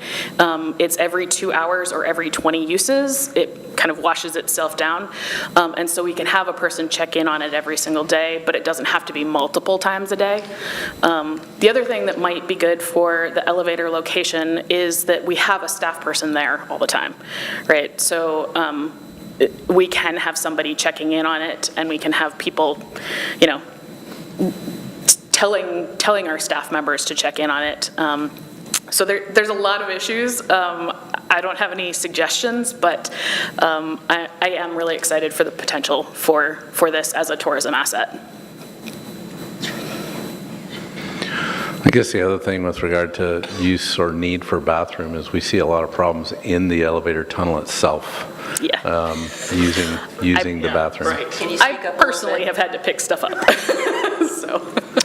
I was just talking about the existing tunnel and stairway. If, just because there's no bathroom, people tend to use it. And so I guess that's another, to me, justification for the location that we've chosen. And again, I think the problem with the other choices for us was really around maintenance, lack of service, likelihood that the parts and materials and things that go into those facilities won't be around when they do break down, because they don't have a long track record in the U.S. Did you check on that with other people that have them, and that's one of the comments that came back? Because I didn't. Well, there's not that many people that have them in the U.S. So, we like the fact that it was locally made, locally serviced, simpler, and yet requires cleaning, but for providing the right kind of. And again, I question, and what we've heard from others is, they're self-cleaning, but they require a fair amount of follow-up as well. I think from a safety perspective, I agree, those look way better, but from a safety perspective, being able to see from a distance if somebody's in there is a very big deal. And those other ones look like a place that somebody's going to come set up. And Kendall could speak to some of the things that are dealt with down at the other restrooms down at Clackamat Park and John Storm.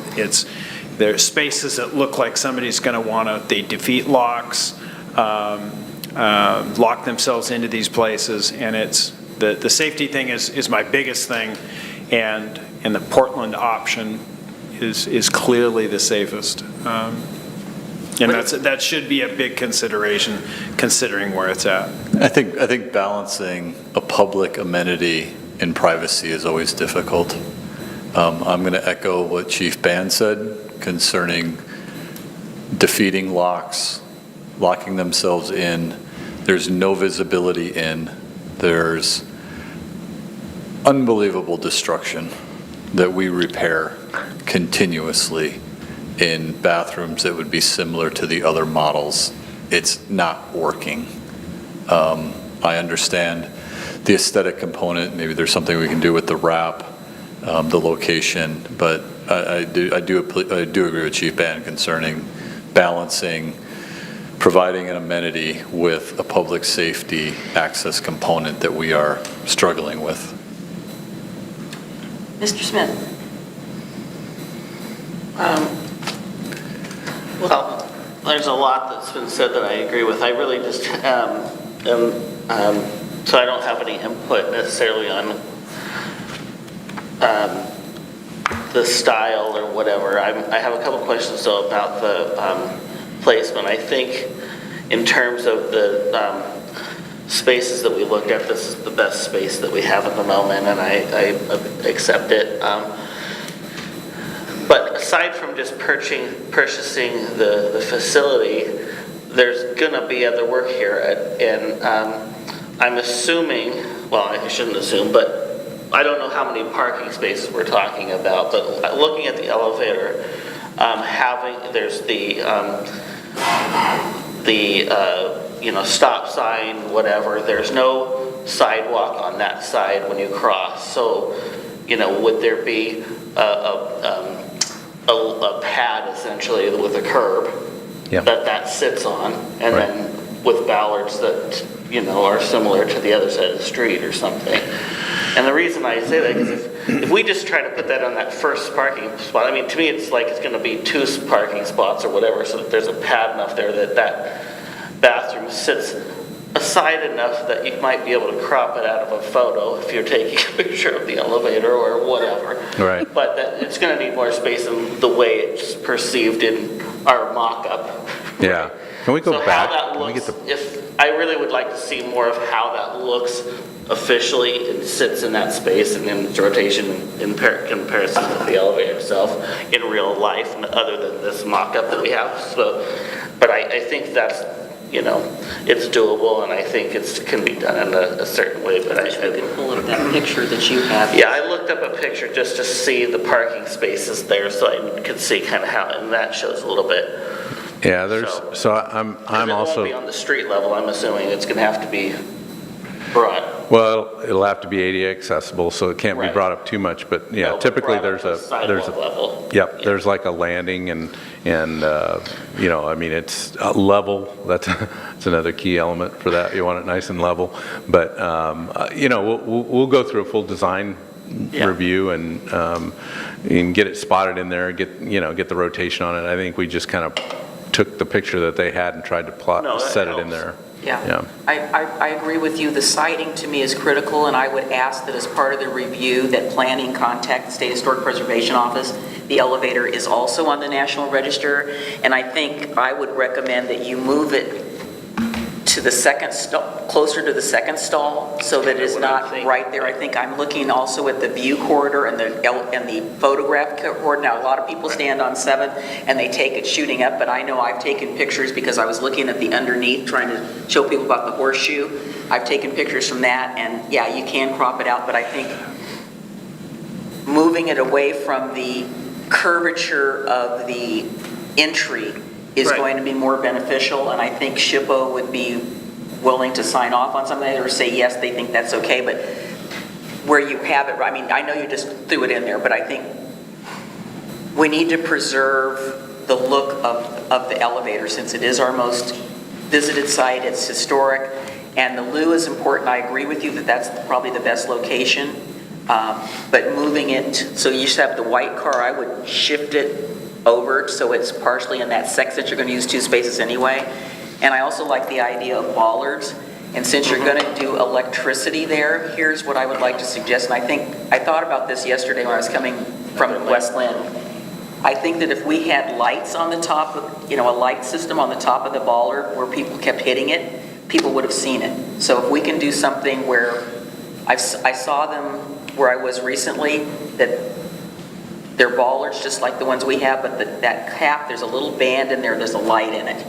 And since you're going to put electricity there anyway, putting something as a barrier in front of that, because let's face it, we know that people hit statues on 7th Street, they hit other things and stop signs, and I can just imagine that somebody will try to run into that. That's a good, so there'll be electricity to the facility, right? So yes. Because I know how much, well, I assume some of you know how much I hate the red and white stripy tape that we've plastered on all these bollards. It looks ridiculous, and it's also coming visually bad. But it's supposed to be if we had reflective. bollards that did that and put electric in there, that would be a lot Since better. we're going to do it anyway, we might as well just add 2 bollards there that have, like I said, it's got a little band around that, under that cap that's lit. So at night when you're coming to it, you would see it.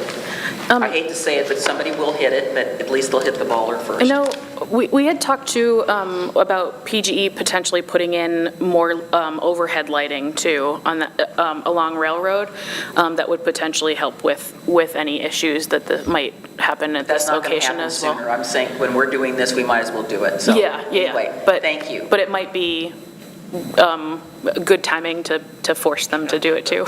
Anyway, thank you for your comments. We appreciate it.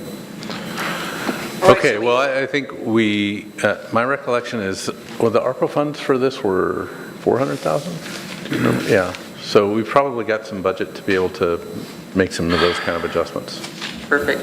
Okay, could we have a motion to direct the city manager to sign a contract to purchase the Portland Loop?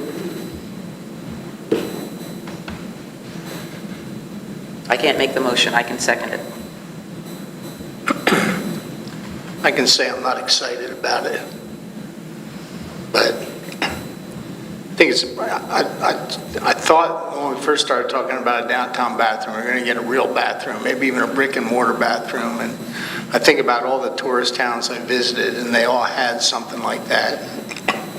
It seems like a minimalist approach to a town that's going to promote tourism. And, you know, when you talk about 6 by 9 by 9 foot tall, you're talking about the front of this. You're talking about this space right here. This is it. And it's a single station.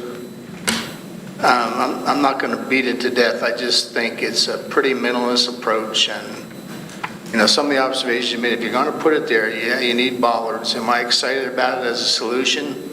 No. Is it going to, are there going to be problems? Yeah. Because our goal is to service our tourists. And I wish we had 2 of the darn things, because I just, you know, it's got a baby changing station and a single sit-down commode, and if you look at it, there's not a whole bunch to it. So if that's the solution, I certainly agree with the bollards, because it's going to get popped sooner or later. And I know that the reports said, you know, they serve as areas of criminal activity and other things like that. So we're trying to do a good deed, and maybe you can consider it a test case, or maybe you can say any port in a storm. I don't know. It's not something that excites me, but that's my comment on it. So I won't be making the motion. I don't disagree with you, Commissioner O'Donnell, but I think it's a start. Yeah. And I think that we will look at other options for having additional bathrooms downtown. I think, you know, the staff has brought us a reasonable, although I agree with you, minimalist proposal. It wouldn't have been my first choice, but I think that it gets us a little further down the road, and I think we can look at other opportunities. I mean, there's some more infrastructure money coming down the pike, and I think we could look at getting that, because this is certainly, to me, infrastructure to support our tourism industry and just to support our community members. Yeah, I have the same concerns. I don't want to beat the dead horse. I'm excited about the prospect of having this. There are no perfect solutions here. I do want to make sure we preserve the elevator as a space. I'll say the biggest thing for me was that the hand washing is after you touch the door. So yes, I would just hope that we keep a very close eye on that with maintenance and cleaning. But looking at our other options, I would move to approve. Is there a second? I'll second it. Commissioner... Hang on, for the roll call. There's no option to have the hand washing station inside? pretty confined area. I've been in the one in Portland, not to use it, but when it was cited, PDC helped pay for part of it, so we all got a tour of it. There isn't. There isn't? Yeah, that was my recollection too, is it's just too So where tight. would the hand washing station go? It's mounted on the side. Again, where outside of it? On the backside wall. Oh, okay. All right. Yeah, I'm trying to figure out if there's a drawing in your package that shows it, but I'm not finding it. I was looking for that earlier. That would have been helpful to see. Did you want to say something? Well, I'm going to vote for it, but I don't see this as a long-term solution. I don't really see it as a tourism solution. I still hold out hope that as the courthouse block redevelops, there's a tourist-facing component there and would be a more logical place for a permanent tourist-facing restroom. But this is something that we need downtown. We know it's going to bring its own issues, but we also know the issues we're getting from not having one. So I'm going to support it kind of reluctantly, like Commissioner O'Donnell, I think. Okay, let's do it. Commissioner Rocky Smith? I know. I'm not happy with settling on the style yet at this point, but I'll say aye. Commissioner Frank O'Donnell? I'm just simply going to abstain because I can't vote for it and I don't want to vote against it. I think it's an interim solution, so I'll just sit this one out. No, I think staff heard that loud and clear.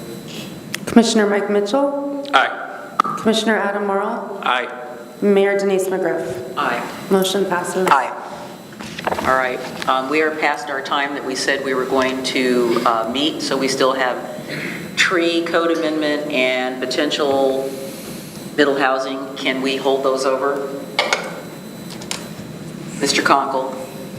Or is the housing thing something, we said 10:30, that was what we voted on. It can be held over, yeah. The point of it was to introduce an ordinance that we want to bring to you, so you can and I'm sorry. Push it back. I knew the bathroom was going to have a lot of discussion. And what about the tree? Same thing. We're bringing back what we talked to you about last August, and we went through some work, and we're bringing that back, and it can get pushed back. Okay, well, it'll be at the top of the pops for the next meeting. So would you give us the good news? Quickly.